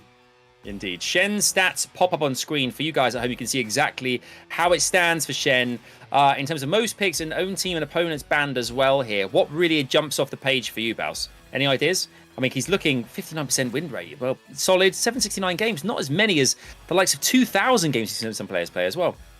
Yep. I mean, he's not played as much, but he actually did very well in the previous match to dispatch Catch. So I'm sure that ISMOO will be really thinking and planning how to deal with CHENE's draft. I felt like Catch wasn't that adaptable. I feel like ISMOO, as a more experienced player, is going to potentially adapt to CHENE's draft.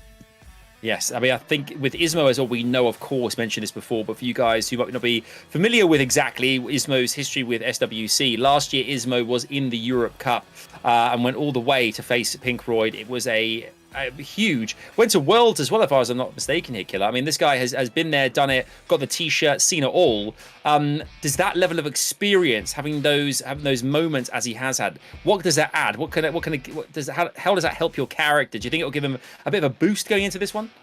Oh, it definitely gives him a boost, you know, just being confident that you know that you can make it to where you've been before, and then coming through. This is just warm up for him till probably he gets to the Europe Cup. This is just a fun kickabout on a Thursday afternoon. Just a bit of a warm-up about the actual Europe Cup itself. But CHENE is not an opponent to be sniffed at. He's got a lot in his locker. But ISMOO may have just that little bit more. We'll have to find out and see what happens now. There's 5 games in total, basically first to 3 in a best of 5. So ISMOO versus CHENE. Who will take it? Let us know in chat. It's over to you boys, Killer and Baus, who'll bring us all the action.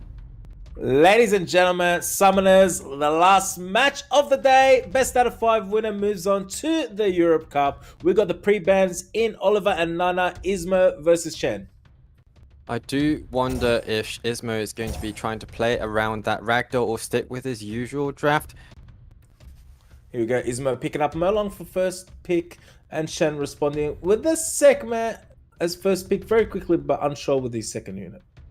Well, straight away, ISMOO is bringing out units that do well against Ragdoll. The Molong also digging into CHENE's box because CHENE really likes that to pick up that Molong himself. I'm probably expecting the Molong to be really competed for in this match. Is CHENE going to bring out one of his oracles that he likes to prick so much?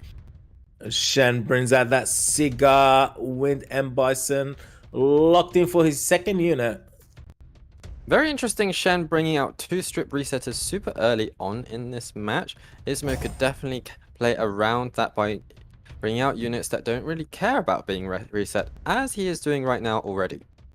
There we go, ISMOO picking up the Juno and the Dominic for second and third unit. Yep, Juno and Dominic are really scary stuff, and in fact, combined with the Molong, they could take out one of CHENE's units before he even moves. CHENE is definitely going to want to think about bringing out maybe a Masher or something, but I don't really know if CHENE has a Masher. We know that CHENE's box is a little bit more limited than most players that we are seeing here today. There we go, CHENE picking up that Shizuka and the Wind Monkey King as his 4th unit. Wind Monkey King is a solid pick against the Dominic and the Molong because you can tank a few hits. The Shizuka is an interesting choice. I'm not sure if there's too many buffs or debuffs on the field for Shizuka to actually take advantage of. ISMOO drafting that Masha and the Riley as his final 2 picks. What will CHENE pick up for his last pick?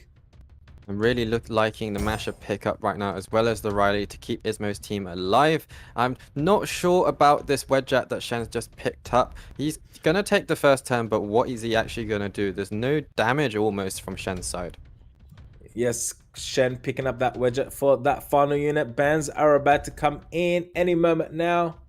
I think ISMOO might want to think about banning out that Xingzhou the Wind Monkey, potentially being the main source of damage from Shen. Shen is going to be scared of potentially all of these units from ISMOO. Everything is a really strong pick. As predicted, Shen's Wind Monkey gets banned, the Riley gets banned as well. ISMOO goes with the HP lead from the Dominic and the HP lead for Shen's side. Here we go, guys. This is our last match for the day, but it is a best out of 5 unit. Winner moves to the last spot in the Europe Cup. Who will it be? We got that segment with the first turn. Will she land the reset on one of the units on ISMOO's team? Well, Shen has 2 chances to reset with both the segment and the cigar, but there's only really the Mo Long that's worth resetting, to be honest. And this Juno, when she gets to move, she's going to be so impactful in this match because she gets to strip all of those buffs, and any debuffs that Shen brings will not do very much. There we go, that cigar doing some resetting on that Mo Long, also provoking him at the same time, dealing a defense break onto Mo Long. Shizuka, your turn.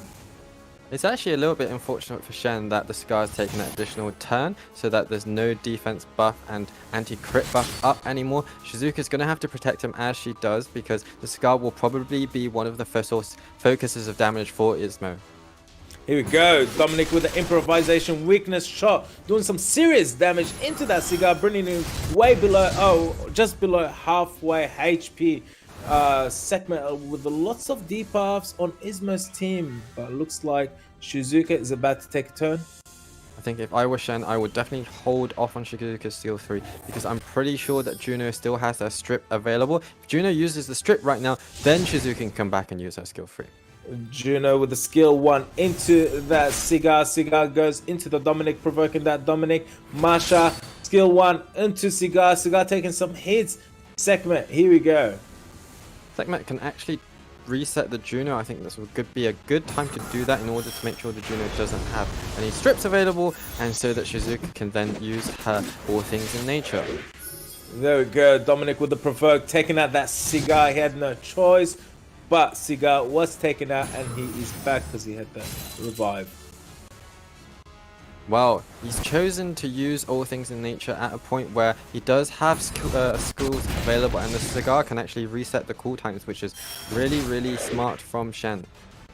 There we go, segment skill 1 taking out that Dominic. Masha, fast link. Where will the damage be? It directed, goes into the cigar. Cigar was taken out, but he is back. This Shizuka doing a lot of overtime today. Well, the Dominic might be down, but this match is certainly not over because we know how much damage the Masher can do. It's all up to this Juno. Is she going to land the strips she needs to land? If she does, there's going to be a lot of dots. Here we go, Mo Long failing to land that defense break. Cigar with the defense break with the skill 2 lands the defense break. Mo Long looking provoked right now. Shizuka skill 1 into Mo Long. Juno takes a turn. Oh, manages to stun the cigar. Masha with the fast link.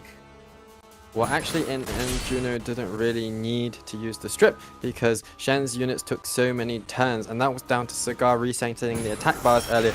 And Wedjat, we know actually Wedjat's passive gives his team extra attack bar based on the number of buffs they have on the field. That is perhaps not super well known because Wedjat doesn't get picked too much. He also heals the team based on debuffs. Wedjat actually brings some interesting stuff to the table that Shen is taking advantage of right now.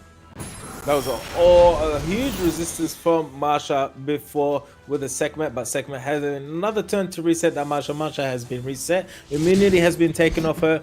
Juno with the skill 1 into that cigar. Mo Long follows up, takes out that cigar. Shizuka, here we go. Interesting choice from Juno not to do the strip and turn those buffs into dots. She's still saving it for Shizuka's skills. Shizuka so impactful, bringing back that cigar in order to reset the Mo Long. Don't think the Mo Long is ever going to use anything apart from skill 1 in this match. There we go, Wedge putting in some damage into that Masha. Oh, segment landing a defense break, a heal block, and a glancing on the Masha. Juno with the skill 1 onto Wedge, managing to stun him. Shizuka failing to strip that Masha with that skill 1.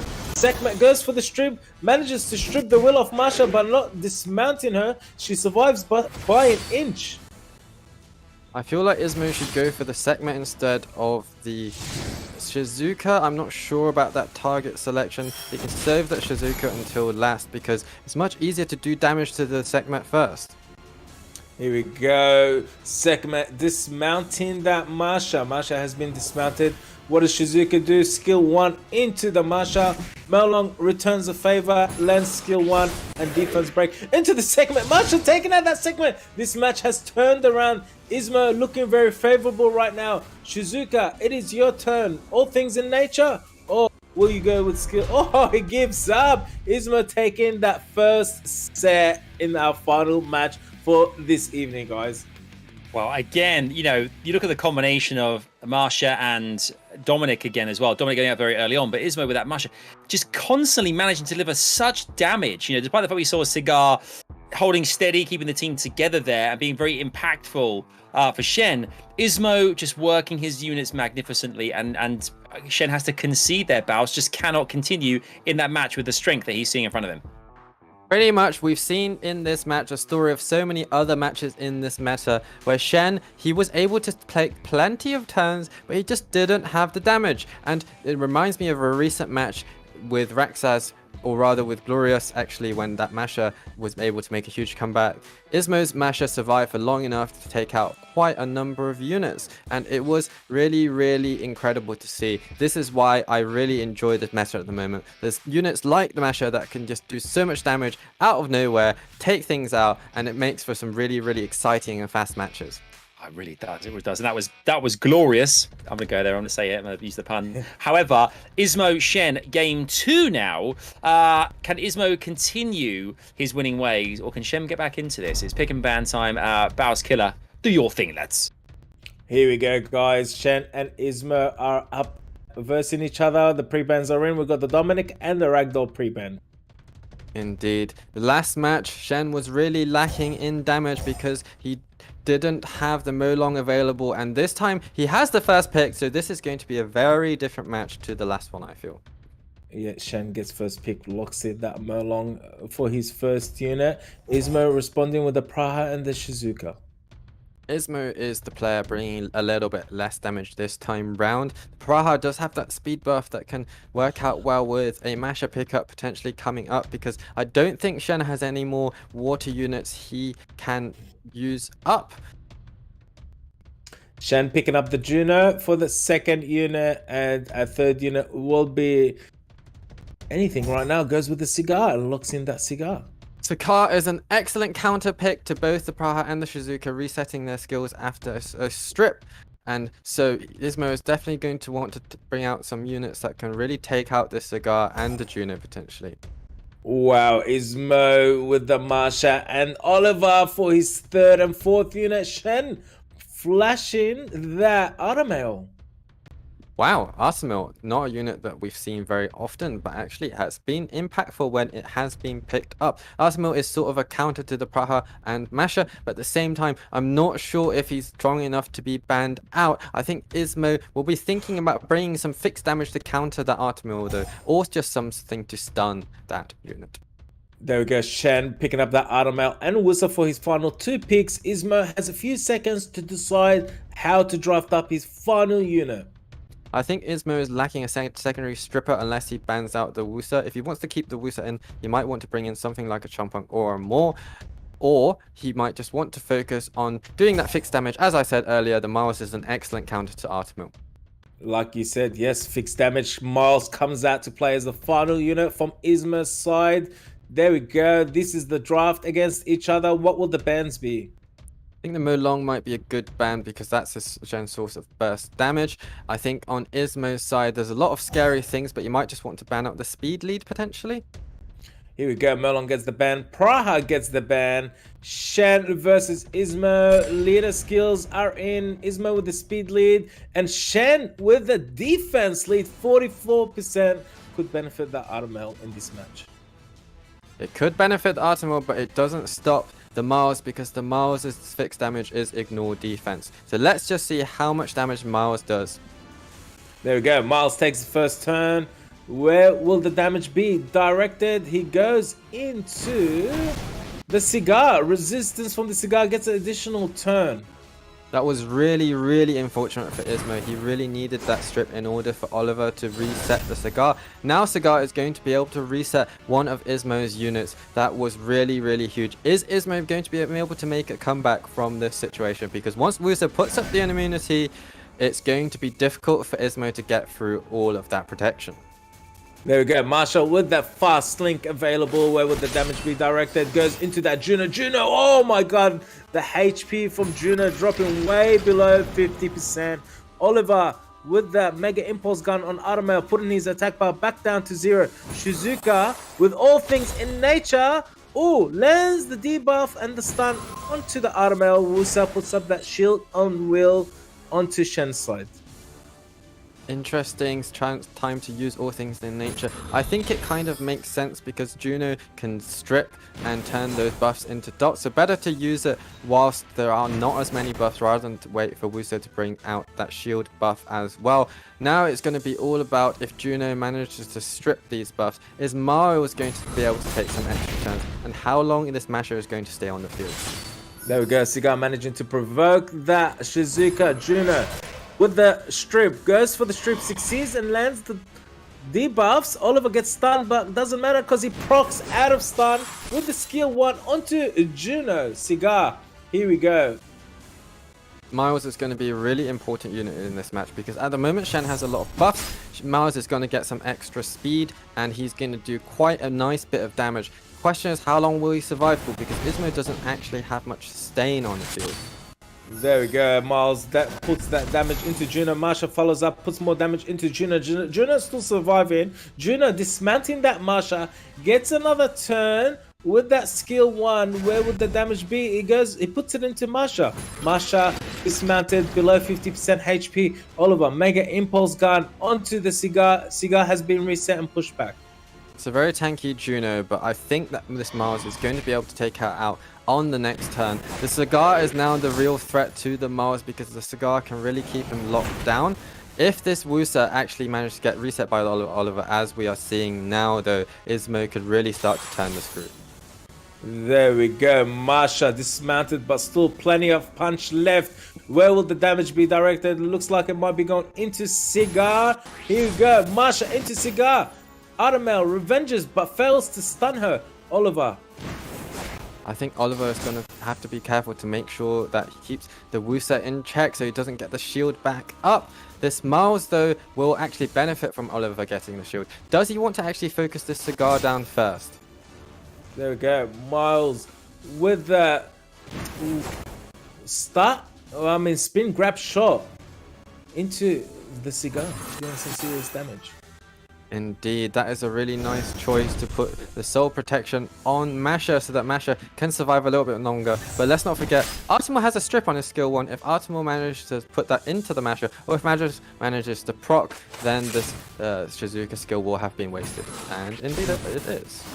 There we go. Marsha gets stripped. That's huge. Soul Protect gets stripped and she is taken out of this match from the counter attack from that Aramail. That is massive. Miles with the spin grab shot into Cigar. Cigar surviving by an inch. Wusa takes a turn, puts up the shield and immunity up. I think things are looking very good for Shen right now because once this Miles goes down, he doesn't have his Artemal counter anymore. And he has so much sustain with the Wusa and the Artemal. I do feel like there was some slight skill selections that could have been modified on ISMOO's side. The completely wasted soul protection on the Masher was definitely one of them. He could have used it to reduce his own cooldowns instead. Here we go. He chose to bring back Marsha to hit into a water unit. I'm not too sure about that. Here we go. Oliver with the impulse gun, resetting that Wusa's attack bar. Aramail with the heal or the skill 1. Goes with the skill 1 into Oliver, dealing some serious damage. Oliver with the mega impulse gun, pushing back that Wusa's attack bar, increasing the cooldown. Gets another turn, but the Aramail revenges and stuns him. Indeed, Killer, another strange skill selection from ISMOO, but it is not over yet. I do think, yeah, if he'd used that skill 2 on herself or on Oliver, it might have been a potential better choice. But he keeps choosing to revive this Masher for some reason. Yeah, fire into water, Marsha into Wusa. Not doing too good for that Marsha, actually. Wusa surviving because he's getting hit by fire. Shizuka, skill 1 into the Wusa, manages to strip that defense buff. Mega impulse gun into the Wusa, takes him out. Automel returns the favor and deals some damage into the Oliver. Oliver trying to reset that Automel's heal. Mega impulse gun into the Automel, increases the cooldown. Are we going to see a comeback? This is a very, very close match indeed. It's all about whether Oliver manages to crit Artemil or not. He'll want to not crit Artemil, to be fair, because Artemil will revenge and potentially take out Oliver. I do think ISMOO has really ruined this Oliver to counter Shen by putting him on 15% crit rate, minimal or close to that, because he is not crit very much and Artemil isn't revenging. This is a really good tech for Shen's units because Shen also has the ragdoll as well that suffers against crit rate. Wow. Well, there you have it. ISMOO comes back from what we thought was a lost cause there with a 2-0 advantage now. Shen needing 3 games in a row to get a place in the Europe Cup, with ISMOO needing just the 1 victory.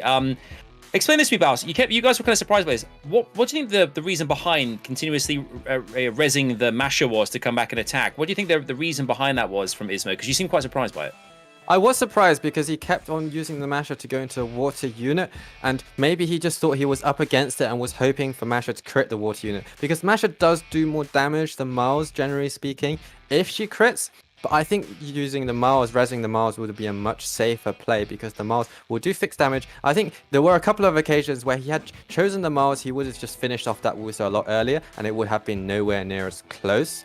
I don't think he needed to do that. He decided to gamble. But, I mean, it worked out in the end either way anyway. I think putting such low crit rate on Oliver was the deciding factor, because the Oliver just... I mean, it was like an old Oliver. It was a pre-nerf Oliver. It just kept on moving and moving and not letting Shen move at all. Exactly. It's kept on going. Well, can Shen keep going in this next matchup by having to win this one against ISMOO, or will ISMOO book his place in the Europe Cup? Let's find out as we head back into the pick and bans. Here we go, guys. ISMOO match point to advance to the Europe Cup. Shen looking for a comeback. The pre-bans are in. Oliver gets the pre-ban. Shizuka gets the pre-ban. 2 units that we've seen do a lot of work in the last few matches. I'm not surprised at all by that Oliver pre-ban there, Killer, because Oliver just controlled Shen's draft beautifully. Doesn't want to deal with that speed lead. Doesn't want ISMOO to be in control this time round. Yeah, ISMOO picking up that Merlong very, very quickly for first unit. Shen responding with the Nana and the Abelio. Shen completely changing up his draft once again with the Nana Abelio. 2 units bringing a lot of sustain. Classic Shen, once again, no real damage. And I think this is a good time for him to pick up that Cigar again. That is actually a really solid pick for him. There we go. ISMOO responding with the Praha and the Dominic for 2nd and 3rd unit. Shen picking up that Wind Monkey King. Wind Monkey King Ginger is also a solid pick. It's going to be really hard for ISMOO to take out any of Shen's units. Not sure why he's taking the segment instead of the Cigar, given the elements that ISMOO is bringing to the table so far.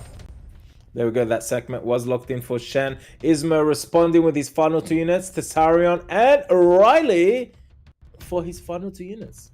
Tessarion is actually a really nice pick against what Shen has here right now. There's 3 passives from Nana, Abelio, and Xingzhe. At the same time, Shen will probably be thinking to ban out that Tessarion. If he bans the Tessarion, he can bring something like a Diana or a Cigar from earlier, and that would work quite nicely too. Shen picking up that Bolvak for his final unit, and the bans are about to come out. What are we expecting, boss? Well, Bolvak is an excellent counter pick to Riley, so he might want to take that away if he doesn't want to, if he is expecting to keep the Riley on the field. Yep, the Bolvak gets the ban. Tessarion makes it through. Dominic gets the ban. Here we go, guys. Match point for ISMOO. This is a final match for the day. It is a best out of 5. There's still a chance for a comeback for Shen. Here we go. Segment, first turn. Will he manage to reset a unit or steal some immunity?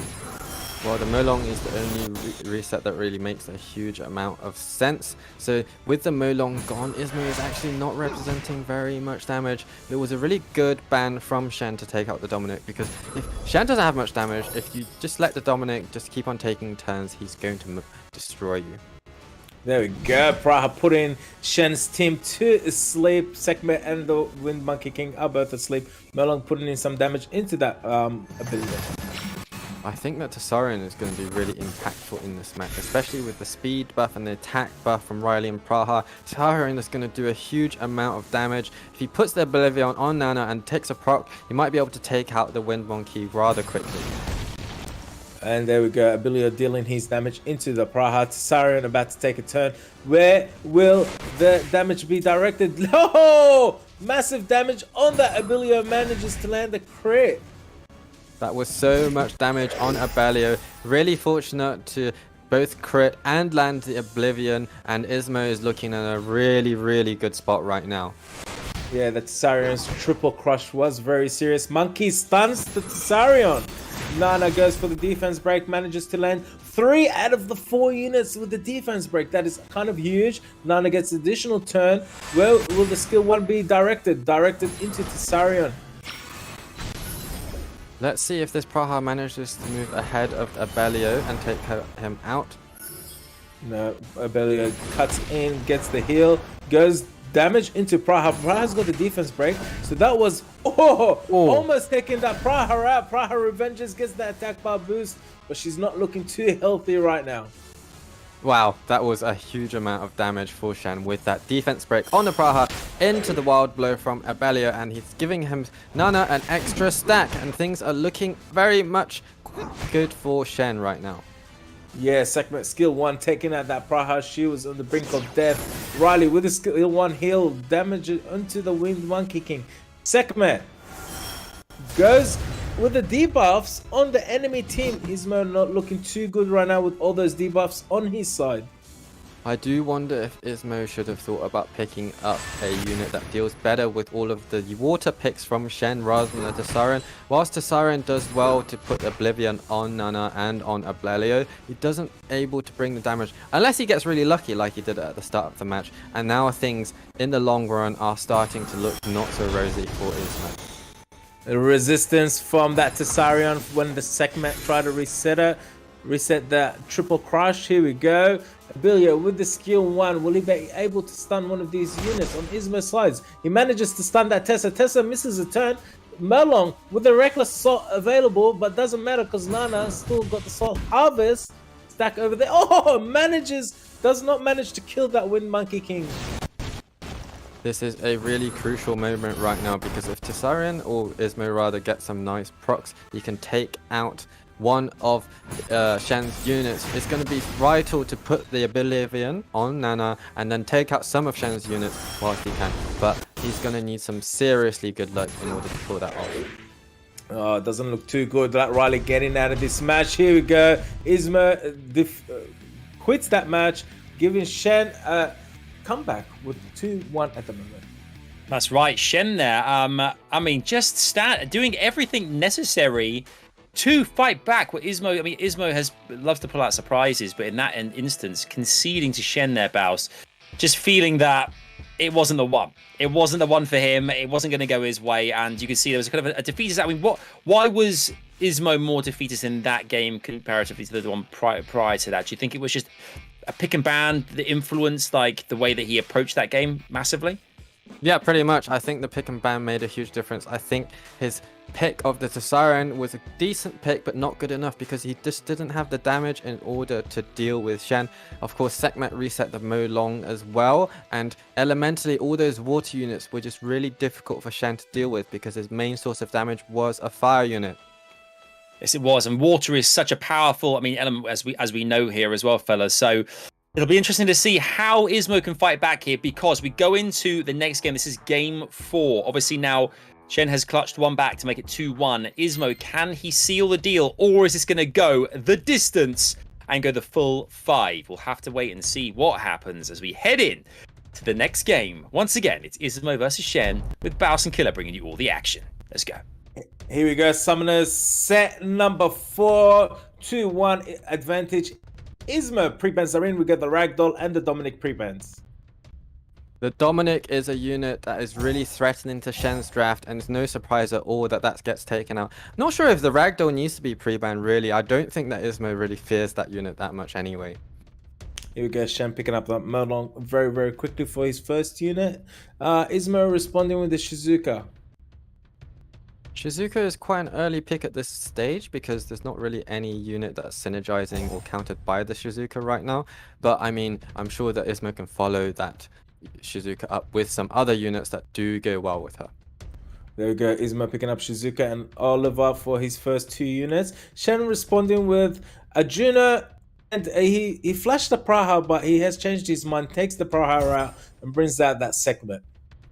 2 really good picks from Shen so far, actually. Both of them deal with the Shizuka and the Oliver pretty well. Both the fire units do well against the Oliver, and also Juno can strip the Shizuka's buffs, and Sekhmet can reset either of those units. Looking good for Shen so far. He's also guaranteed to have an HP lead. It's going to be a really tanky, and ISMOO is going to have to bring a lot of damage and control in order to deal with Shen's draft. ISMOO picking up that Masha and taking that Praha for his 4th unit, and they are locked in. I really like those picks from ISMOO. Praha and Masha synergize really well together, and they also do really well against Shen's draft. The Masha is going to potentially be able to take that Juno quite quickly, which is going to be vital if ISMOO is going to win this match. Here we go, Shen with the final 2 slots. What will it be? Brings out the Wind Monkey King again, and his final unit with the Aramail locked in. Oh wow, I think it might be Miles' time. The Miles worked out quite well for him in the recent past and will do quite well against Arsenal. I don't think ISMOO fears Arsenal that much, but he was able to deal with Arsenal really quite well recently, but I don't know if he wants to run it that close this time round compared to the previous match either. Oh wow, Fang Yang final pick. The bans, boss. What are we gonna see? Oh, Oliver and Merlon get the bans. All right. Shen versus ISMOO. It is a match point for ISMOO. They both go with the HP leader skill. Yeah, both really tanky teams this time. No speed lead from ISMOO. Both really sensible bans, speed lead, and main source of damage being taken out on either side. I can't really tell which way this is going to go. Here we go. Sekhmet going for the reset, possibly on the Shizuka, or stealing the immunity from the Masha. Oh, resistance from the Masha. Juno follows up on Shen's side with the Juno. Will she go for the strip or the attack bar and damage from skill 1? Not sure if there's any need to strip because Shen doesn't have any units that follow up on the Juno. I was really surprised about the fact that he went for the Masha as well. I guess he just wants to take out this Masha as quickly as possible, but he could have actually reset either the Praha or the Shizuka instead. ISMOO going for that AoE sleep on Shen's side. Shen's whole team is asleep right now. Shizuka putting a soul protect onto the Praha. Masha dealing some serious damage into the Juno. Juno revenges, gets some attack bar twice. She revenges twice, managing to survive from that defense break and healing herself a little bit. This is why revenge runes are so important on Juno. I didn't mention earlier, of course, this Fang Yang pickup. New didn't actually show his Fang Yang too much today. In the end, it's ISMOO that's shown the Fang Yang. And Fang Yang is good pick into Arsenal because he provides that defense break, he provides that fixed damage scaling with defense, and it looks like he's going to be really impactful on this match, actually. Yeah, Juno has been deleted. She is out of this match. Masha skill 1 into the segment, not dealing so much damage even though there's a defense break. I believe she missed the crit there. Monkey King revenges into the Praha. Praha has the will. She was not stunned or defense broken. Segment takes a turn into the Masha, manages to strip all the buffs. Here we go. Shizuka, your turn. I just can't see how Shen is going to have enough damage to take down this Fang Yang. Shen doesn't really, I mean, both the Wind Monkey, the Xingzhe, and Artemis do decent damage, but Fang Yang is usually built very tanky. I don't know if ISMOO has a fast one or a tanky one. Probably a tanky one, and once this segment goes down, this Praha, the Shizuka, the support cast actually go excellently as well. Really well drafted from ISMOO. There we go, the Praha with the AoE sleep again. The Masha, the damage into the Wind Monkey King. There we go, Praha almost taking that segment out. Fang Yang goes into segment. Segment is out. Monkey King fell into defense break. That Fang Yang. I do feel like today ISMOO has shown Catch how to deal with a draft like Shen's. Single target is the way forward. Catch relied on those AoE units, whereas ISMOO is bringing things like Masha, like Dominic, that do much better. also assisted by a support cast that actually synergizes really well. Praha synergizes incredibly well with Masha, and Shizuka is just good with everything. Really, really nice selections and pickup from ISMOO, as you of course would expect from a past world finalist. There we go. This Male, even though he is stricken on every single counter attack, is it going to be enough to put pressure on ISMOO? But ISMOO in a comfortable position with all of these 4 units with huge buffs. Here we go. Shen quits the match. ISMOO takes the win with a 3-1 and moves on to the EU Cup, which is live in Berlin in September. Yes, indeed. The 17th of September, the EU Cup is going to happen. And ISMOO confirms the final place. The 8th member now officially in.